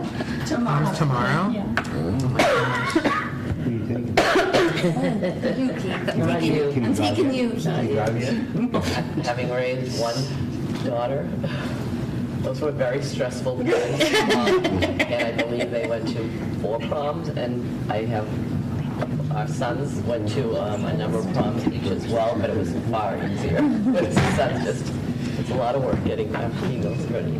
I ripped my dress on prom night. I was a like the bridezilla version of prom person. Yeah, I ripped my dress on prom night. Oh, no. I slipped on the plastic that goes over the dress. Okay, this isn't on the agenda, so we're going to move on. My fake nails fell off at the going to the prom. Madonna That was really bad. That is Madonna like a big deal. That is no joke. I haven't thought about that in 30 years. All right, so moving on to central office administrators update, hopefully not on the prom. Or at least about their own prom experience. Board, uneventful prom in Holliston. Yes. So I really just, a couple of things that have been going on. I mean, it's obviously we've been very busy dealing with the budget process, and that's consuming a lot of time. But I did want to echo some of the things that highlighted, especially I didn't get to stay for all of it because I had to do the MIA training, but I was able to at least cheer the kids on as they were coming in, and Mr. Boudet, Dr. Manar were there, so that was a wonderful event. This week, actually today, I was the mystery chef at the high school, and this is not my first time, but this is my second time this year. Usually I do it at least once or twice a year. I love the group of children, talking about the program that Jess was referring to. And it's so wonderful that when I walk in the room, well, first of all, they have to guess who it is before you go in, and I went, Did you have to make something? We made something, yes. What'd you make? We made Munchie Buddies, I think it was called Munchie Buddies, with the Chex Mix and milk and the chocolate and all that stuff. That was fun. But the fact that this group of kids, they had seen me enough now that they were, it's the superintendent and the Dr. Cascado. So, anyone that knows our special needs wonderful students here, it's really the joy that we don't get to do enough of, and it's something that I strive to get into the classes more often. So any chance I can get like this, I will pursue. But that's really, I think, the only thing I've been able to hit this week. We have a lot of events coming up, and I know someone might have said it earlier, but the parade is on Saturday, and it's I think our middle school students are going to be, middle school band members will be marching and playing for that. I'm hoping to be here with my grandson. I told him I want to take him to the parade, so hopefully I can get into the town, join that festivity, and be part of that. That's it for me. Great. Dr. Menard? 2 quick announcements. Tonight we had our last new teacher induction meeting. Just so all of you guys know, new teachers are required in any district to go through a year-long mentoring program. So we had 10 meetings throughout the year with them. Great group. Did a wrap-up tonight. Also, congratulations to all all educators who received the Holliston Educational Foundation Awards yesterday. So kudos to them. And just to follow quickly on the Celebrate Holliston 300th, we have a number of school groups that are involved. I think the Rams React players, some high school groups are involved, so it's a whole community. Probably have a better list than I do. I don't always get I'm getting text of the list right now, but I won't be them all. But it's lovely, lot of great representation from the school. So, Mr. Boudet. Yes, I just have one thing. I put it over when the vote for the capital request, just because it's a capital-related item, but that came up before I expected, so I didn't jump in then, and so. But if you go to that, it's basically a capital return. When we are completed with the capital project, that's the remaining funds, we return them to the town. So there's just a little bit of housekeeping here. So there are 3 projects. We had a project for the high school field house insulation, and what that was, we were hoping to work with an outside vendor and with the Green Communities Act to basically line the galvanized steel panels that are above the cinder blocks. The project fell apart as a combination of support from the green communities in addition to COVID. So at this point, we'd rather just return the money, and we'll come revisit that at another time.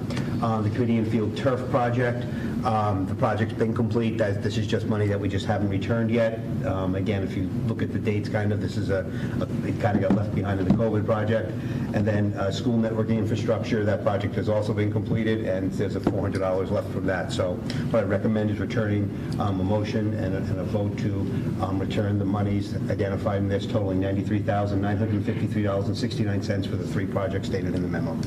So I would have thought that after 24 and a half years, you would know that you really can't make or propose a motion, but we'll allow it. That's why I asked for it. I asked for a motion. So that is what the link is in your packet. So at Mr. Boudet's suggestion, I'll entertain a motion to return capital projects as listed in the amount of $93,953.69. Moved by Cynthia. Second by Sarah. All those in favor? Note that Ms. Koshin is out of the room for the moment. Thank you. Thank you, sir. With that, we've done reports.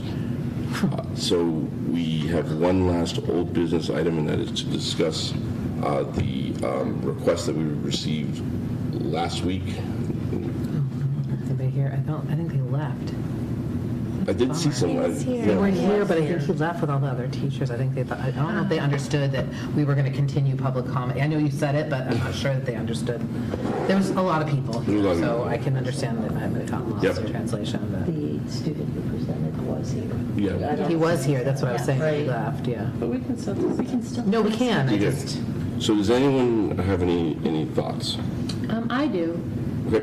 Just to respond to some of the stuff we heard from folks after our discussion last week, I just want to say that I really, really appreciate them coming and giving that presentation, and Ali, and how important this is.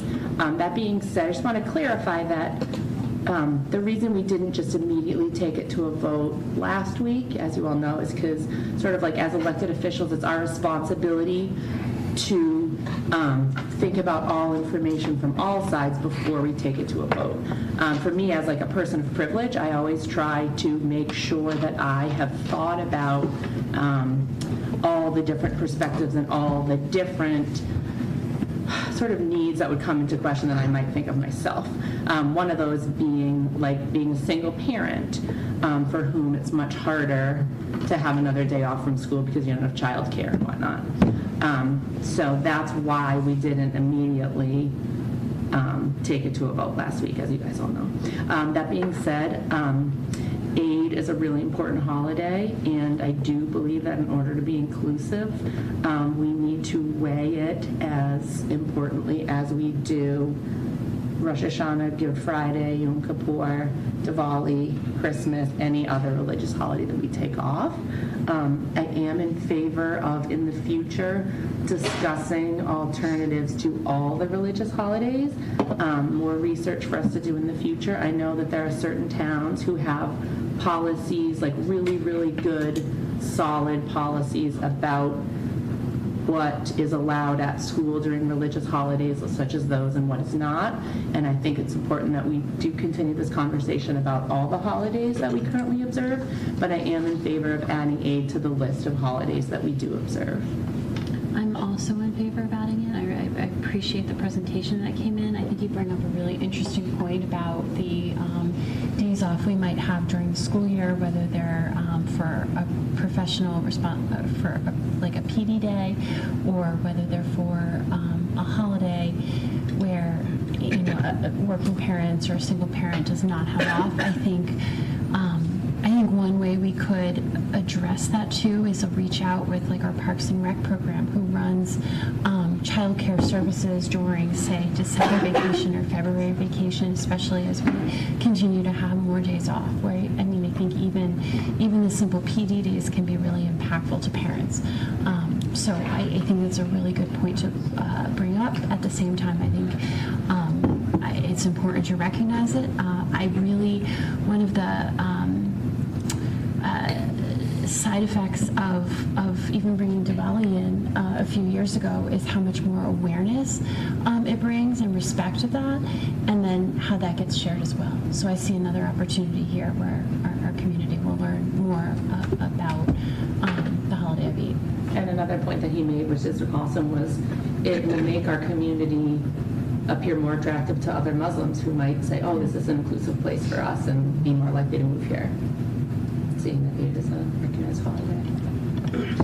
One thing I find really difficult during the school year with religious holidays like ours, like Diwali, is that it does not fall on so for example, Good Friday, I think it's always on a Friday, correct? It's in the name. Yep. So, and by definition. And then most of these holidays are actually, they are like they are added to the weekend. So it's easier for parents to find alternatives. But with festivals like ours, I think it does get very difficult to get, because it just falls any time of the week, right? It changes. There's no, hard and fast rule that, which day it would be. So yeah, I think that is probably one of the things that I have, as a parent who does not celebrate any of the, I celebrate Diwali, but not the others. I've found that to be a little bit challenging, because it's hard to plan ahead when the days shift like that. That's, I think, the only thing that I can think of with these holidays that are not federally given to us.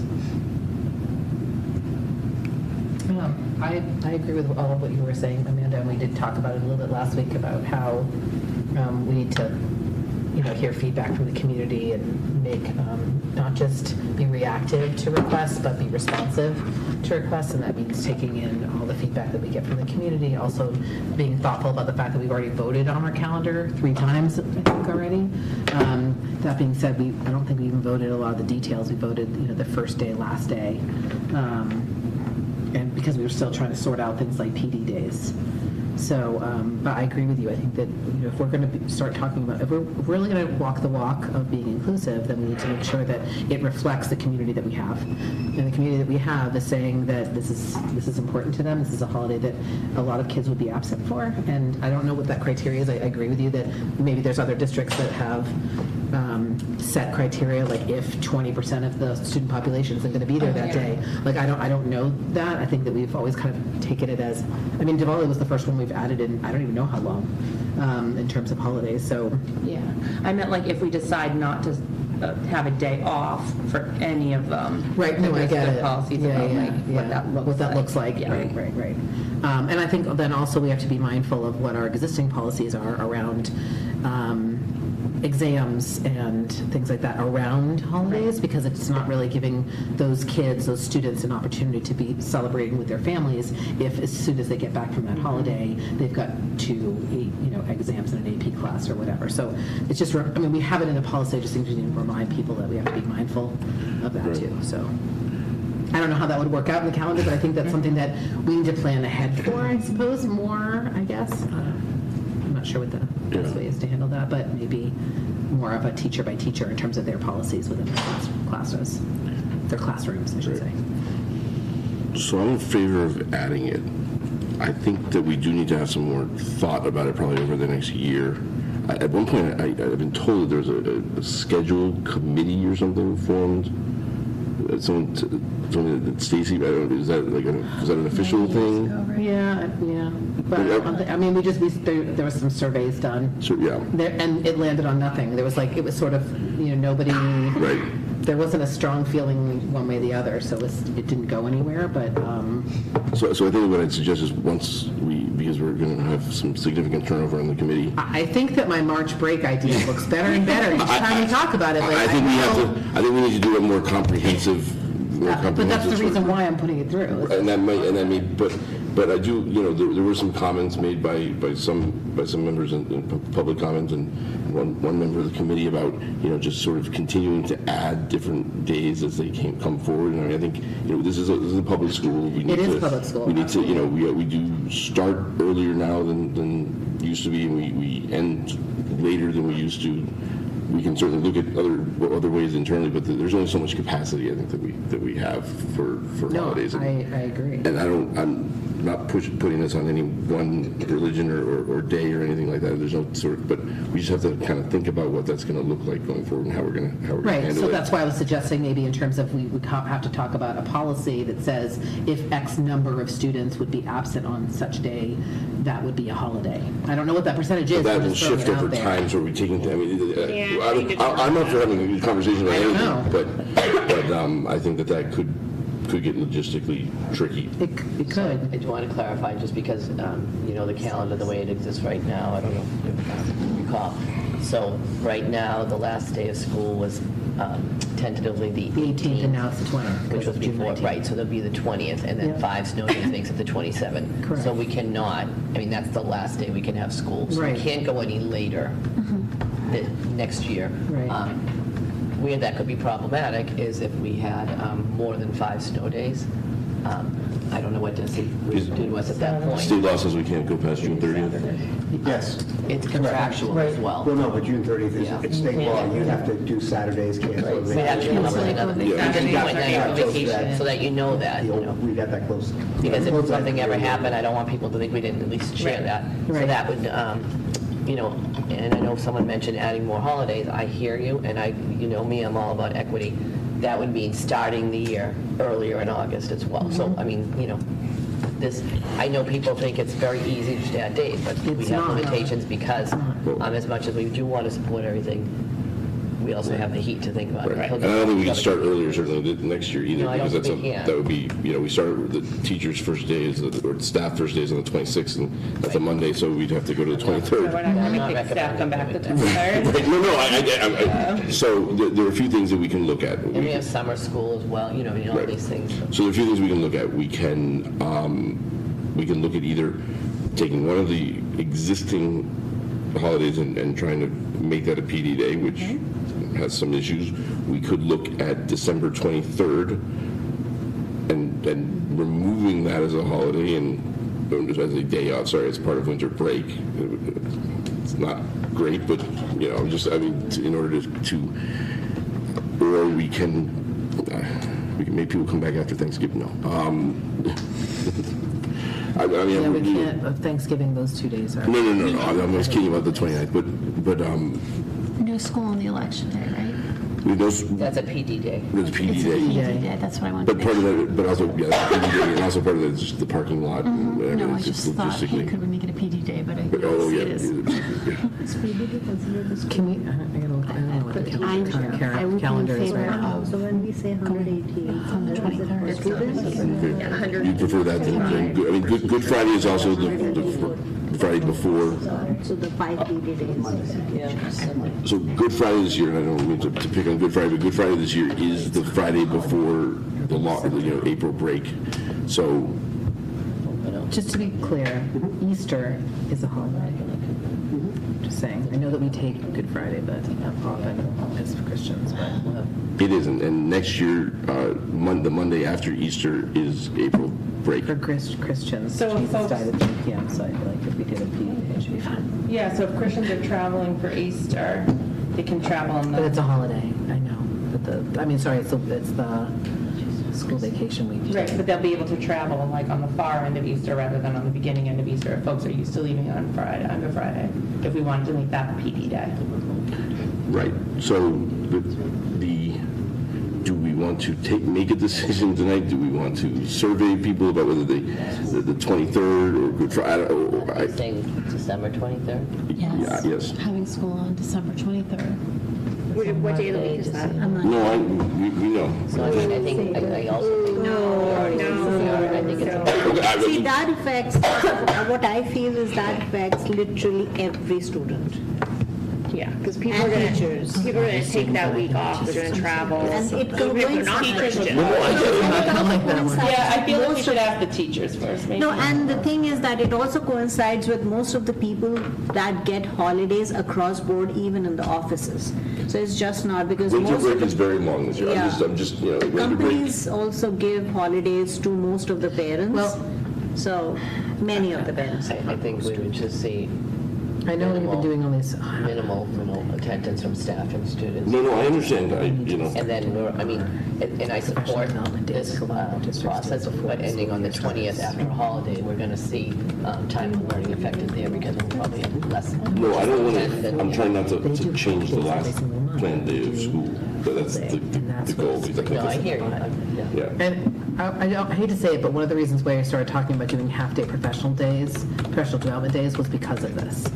Like a lot of the other districts around us do a half-day once a month the entire year. So, and we don't do that. For PD. For PD. This is contractual, Cynthia. I know, we can still do 4 No, but I days. mean, We don't have to do 185 4. days is contractual, I so it's- understand. it would- I'm talking about professional development days, making those a half-day. No, but it doesn't change that the kids would still be 181, I guess is what I'm saying, right? So are you I'm just proposing trying to less think- time on learning for students with more PD time? No. I don't mean, I'm trying to word it badly. I'm No, just- or alternatively, if we're going to do full day of the PD, then we should do it before the school year starts, if that's a possibility. Not next year. Maybe not next year it isn't, but, So we did or surveys it could that. be, because it's not like we can't say But they'd be there's coming professional in development. the Friday before, Yeah, as early as August 23rd. or That seems- 21st. And the one thing to throw out there too is you're doing using new curricular resources. A lot of just to put math out there for an example, there would need to be full day PD days because you're charging for the number. It doesn't matter if somebody's coming on a half day or a full day. You're being charged that amount. And we would not be able to keep affording to bring somebody out for half days. So that was the reason we also shifted when we added 12 hours for paraprofessionals. What we were finding with the 4 different start times, we can't align the content-specific work. If all of our math teachers have to have something and the trainers come in, we can't do it on half Full days. days are the only days you can do cross-school. Correct. And we're trying to do more and more alignment, pre-K to 12, and offer our paraprofessional opportunities. Jess had to cancel multiple times because she couldn't get, because the paras were at all different times, so they lost that training this year. So, I mean, we took all that into consideration. We also did survey and talked to the PD council, and by far and large, teachers asked us, please don't put PD before school starts. We're stressed, trying to focus on our students. We don't even get anything out of it. So we took all that into consideration. Everything we plan, we keep adjusting every year from the feedback we get. And I just feel like if we're going to spend sometimes thousands of dollars on PD, we need it to be effective for teachers when they're ready to learn. So that's why we pushed the first PD to the 13th instead of even the first week. We keep adjusting that. Of September. So I hear all of that. I don't know what the answer is. I'm pointing out the other logistical There's no things. good answer, easy answer. Next year's really. And I think this is an unusual year because this The year, election. I believe, one did 2 holidays that fell on the weekends. Was Diwali and was it Rosh Hashanah fell on a Sunday? The winter break being 2 weeks is a lot. Yeah, and that's unusual. This is just an unusual year. I just don't know how So, we make it work. I think I would suggest probably leaving it as the 20th as the last day. And we just roll the dice and we leave it at that. see what I mean, I happens think that's all we nowadays. can really do. This is just an unusual year. We've got, an extra long winter break, plus we have the spring break, which is, has Easter within it, so it's, I don't know. And you think if Good Friday were a PD day, you'd get no attendance? Not on the day before a long weekend. It's a long, it's right before the vacation. Memorial. Can I make a holiday, suggestion? right. What about this? What if we have it for June 20th, but by the time we get through February, and let's say we have an excessive number of snow days, like 2, 3, 4 snow days, could we consider something like our March 14th full PD day of breaking that apart? Should we get to the end of February, and we've already had a couple snow days? I don't know how that helps. Well, we have no school at all on the 14th. What if we turned that in because of a full PD day, and we converted it to 2 half PD days? But we still have to do 185 days. We still have 185. So no matter how you distribute the time, Yeah. it's It's the same. still I know. 185 days. It's a- Literally, unless you're going to pay the teachers to not come in. I'm just saying, that's what it is. If you're saying we're meeting our obligation to students for the 180 days, but we're moving days around, et cetera, then potentially you're looking at less than 185 days school year. And we We also also have have potential contract signed for PD providers to come out for those days. Here's what I'm going to suggest. We vote to add Eid as a holiday, and then we ask the administration just to sort of look over the next week and see if there's anything that you can come up with other than just moving the date to the 20th. It may be that the 20th is the date, and that's just what we go with, but at least take a week to kind of just think about it. That seems reasonable. I'm not actually expecting anything, but maybe there's a miracle. I don't know. Steve, the one advantage you have this year, in all honesty, by it being the 20th at least is in the same week. So it's not like you Until you have one snow day. No, but that's after one snow day. Right, I know, so we won't have any snow days. I know it's global warming, but We're going to hope for the best. we really didn't have any snow days this year, which is cool. The weather people did not, do anyone any favors. And I just want to say, I think I certainly have been a strong supporter of equity work. I mean, I pushed hard for us to get the equity on and all that, so this is certainly something we take seriously. And I just want to, that's why when parents, I don't want them to think that we didn't, someone said it tonight, we certainly care about inclusivity for our students and supporting all of our different cultures in the community. It isn't as simple now that we have it. Like, I just want people to know we're open to doing this and looking further, but it's not just flipping a lip because you have other considerations like the heat, the lack of air conditioning. Right. As well. The beginning of this year was brutal for students and teachers and staff. But I support the decision to add it.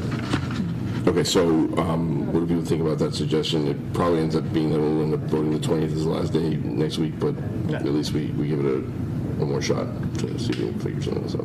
Okay?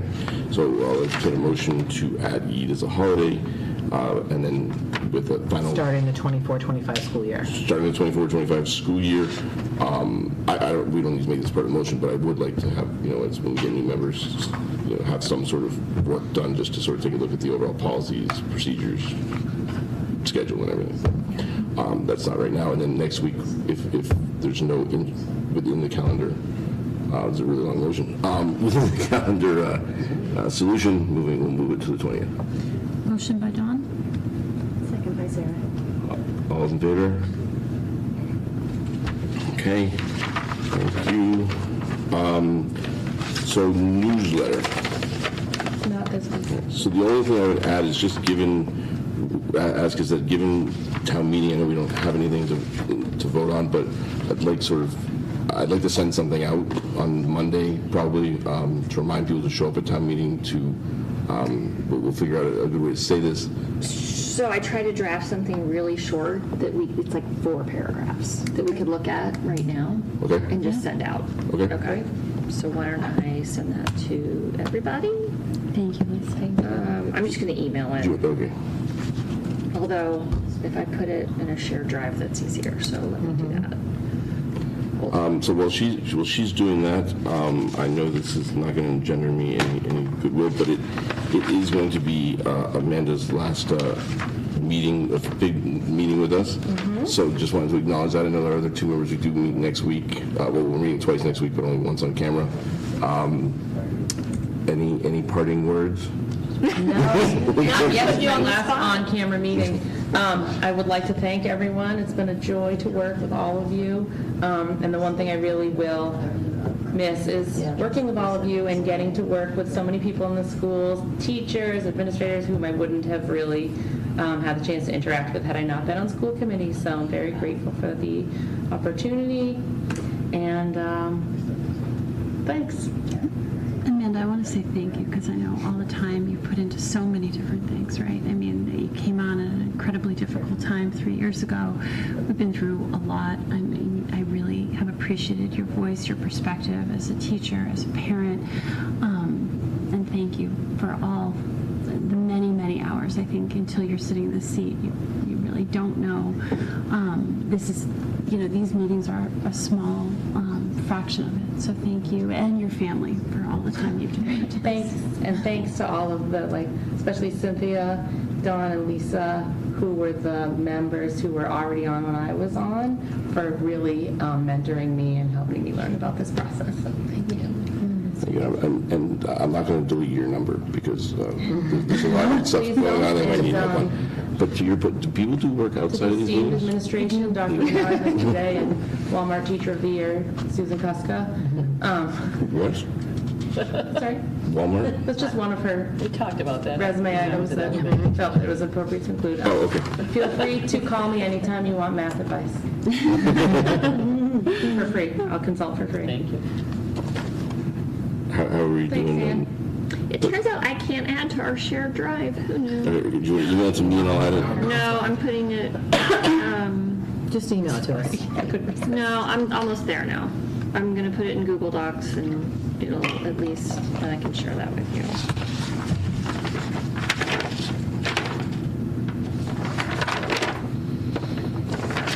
You're Google sharing it? Lisa, we are running late, so. I know, I'm trying. I'm going as fast as I can. Some help. She goes. Okay.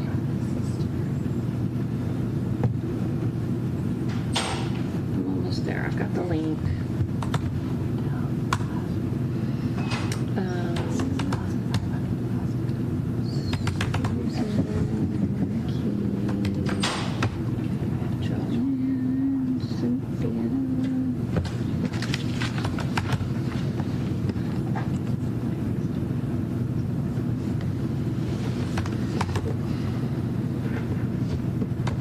I'm just typing in each of your names. Hold on.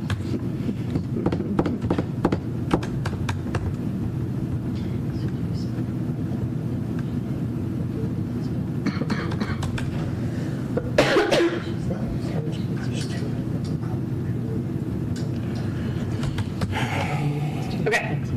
Remain calm. It's really short. Okay. It's before 11. I'll be ending on a low note. Thank you for doing this too. It's super short. You're not going to be able to Did you send it? Yes, thank you, Lisa. just sent it. Here, let me refresh and see if that will. Yeah, it takes about 30 seconds to get all of It those. says message sent. Oh, got it. There it is. Thank you, Lisa. Let's see if it actually works. Yeah, we still need a last sentence. We got to close it out, but you can edit it however you want. I'm not. My feelings are not going to be hurt. I just wrote it.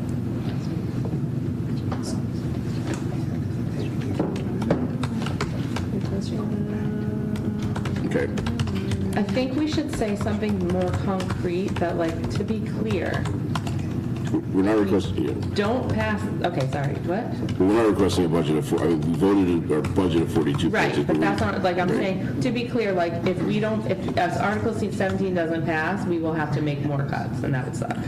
Yeah, we can definitely put that. I don't like the term cutting. Can we not say that? Can we say reducing or something else, reduction or something? Eliminating? Yeah, I mean, I rather than Eliminating's fine. cutting. Okay, eliminating is fine. Eliminating. Thank you. I think that's better. I just don't like cut. It's still the Cutting. same thing, though. I understand. We don't like it because It's the Can we just- terminology I don't like. So my thing was actually to send this out Monday morning, so, but that's, what's that? Sorry. Okay, I think you said, please, can we include a link to the town meeting warrant, right? We've done that in the past. We could do something like our operating and capital budget requests schools need your next year, support. along Okay, with one at a time. something like our operating and capital budget requests for fiscal year 2025, along with Article 17, are included in the town meeting warrant. Something simple like that, and we can include a link to it.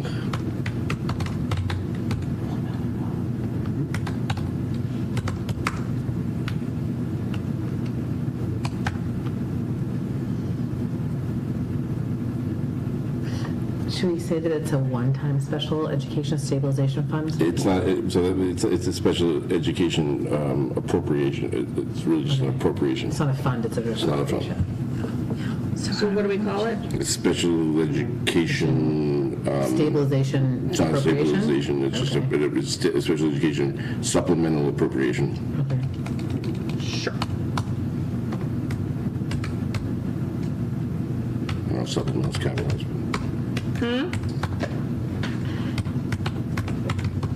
I mean, is that the title of the warrant article? I forget what. Well, I think Travis used the four-letter word to.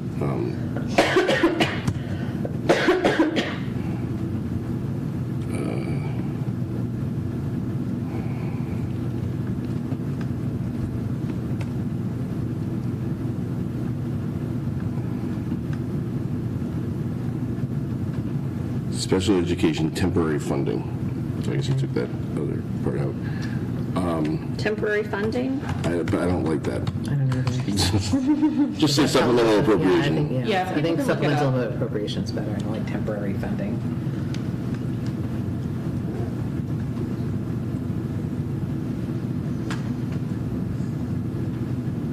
Wait, to be transparent, we need additional cuts if either our budget or Article 17 fails. Okay, gotcha, that works. Well, if our budget fails, we got a lot more problems. Well, yeah, but Yeah. So it's requesting a combined budget and supplemental appropriation of, no. it's not, we're not requesting a budget of 42.6 and 5.1%. Right, we're not. That's what we voted, but that's not, it's Can we just say requesting funding of? sure.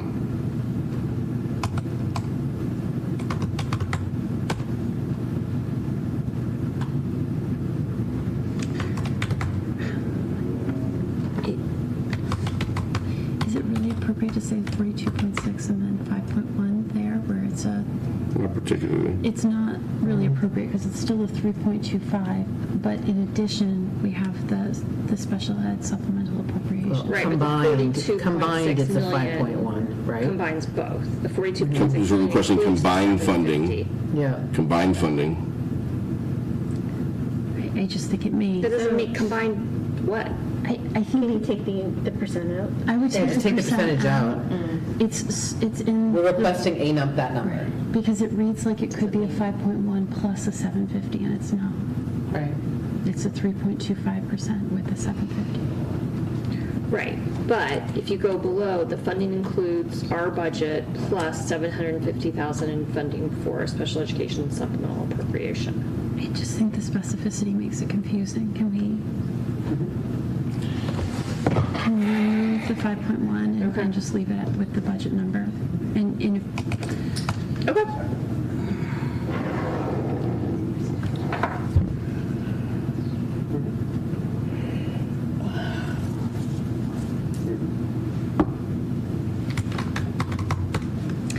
do we want to be more specific, which are tied to declining enrollment in kindergarten and 6th grade?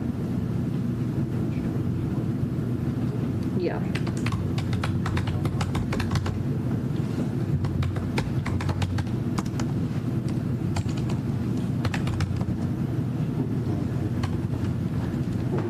You want to say they kind of cross the year, like in the class? classes of, instead of kindergarten and sixth grade, because some people might be like, Yeah, it's next year's classes. next year, it's not like this current. Yeah, but And get rid of some then too? No, instead of saying some. In next year's, Right.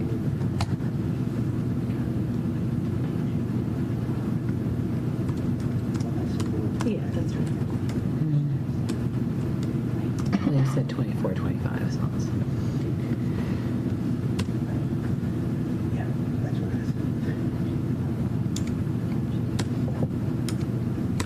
Should we say 3 currently unfilled paraprofessional positions? He's only doing that right now. I don't know, let's just. why is that not going on? I feel like it helps people to see that we're trying to. Okay. address it. I like the 2024 better. We're talking about next year above. We do 2024, 25 next year above. So we're just going to say next year's. So why not make it the same like you did up there when you said next year 24, 25, do next year's 24, 25 kindergarten and sixth grade instead of separating? For consistency?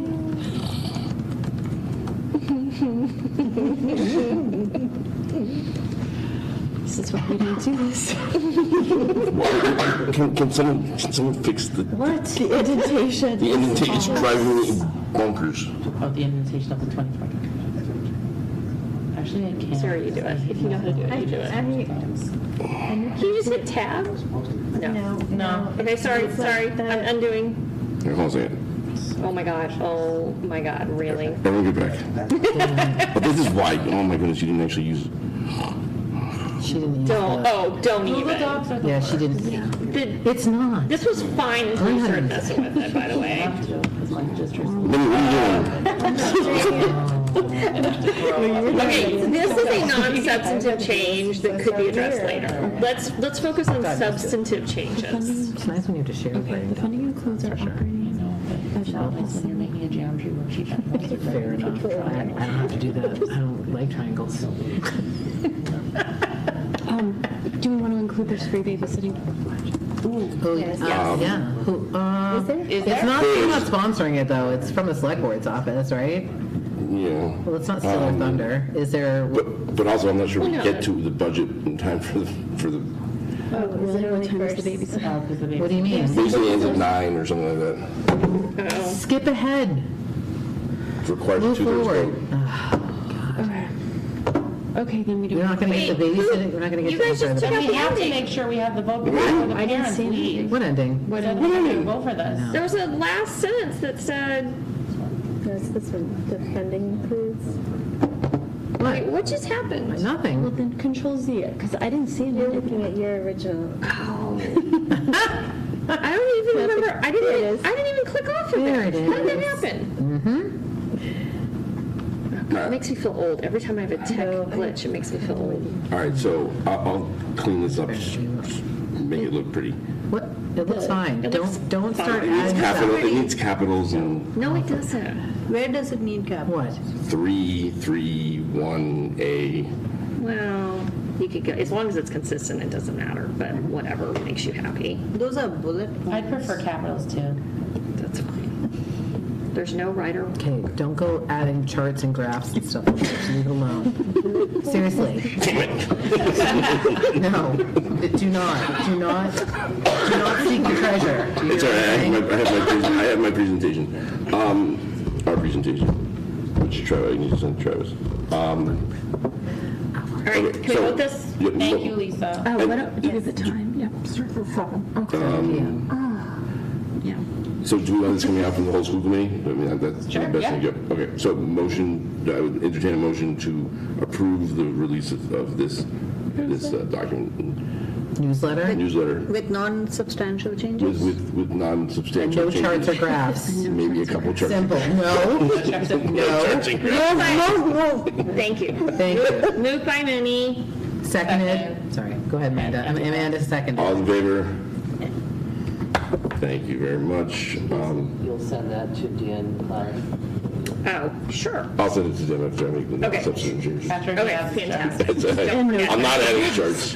That'll be the But second tell message. him what the subject Just line that is. again, I'm gonna Ask start him for a putting subject rainbows line in that all says please attend town meeting on Monday, May 13th. So the question is, do you want this sent out tomorrow, or do you want this sent out on Monday? Tomorrow. Okay. If you get it Monday afternoon at 4, you're not going to meeting. Like, oh, no. Except that after everyone has so much fun at the Parade. they might forget. No. Lisa, he could schedule it for both times. Yeah, that'd be good. good. Sure. Let's do it Tomorrow, twice. and then he can schedule it to go out again on. It's schedule set. There you go. Okay. If anyone is still watching, please attend. The $750,000 requires a 2/3 vote as it uses stabilization funds, so we really need people to show support that. Our next meeting will technically is May 13th before town meeting. I'd schedule this for 6 o'clock. We can start later. It'll be in the library. If there's doesn't seem to be any need, we'll schedule it later. But I do want to make sure that we're in session and then we adjourn to town meeting, so there's no issues if we do need to deliberate. And then our next meeting following that will be that Thursday, and that will be the last meeting for the other 2 members. More than likely the last, or certainly the last scheduled meeting for our other 2 members, Lisa and Minnie, and they can say their goodbyes then. Lisa, I'm scheduling you for half an hour. No, it will not take me half an hour.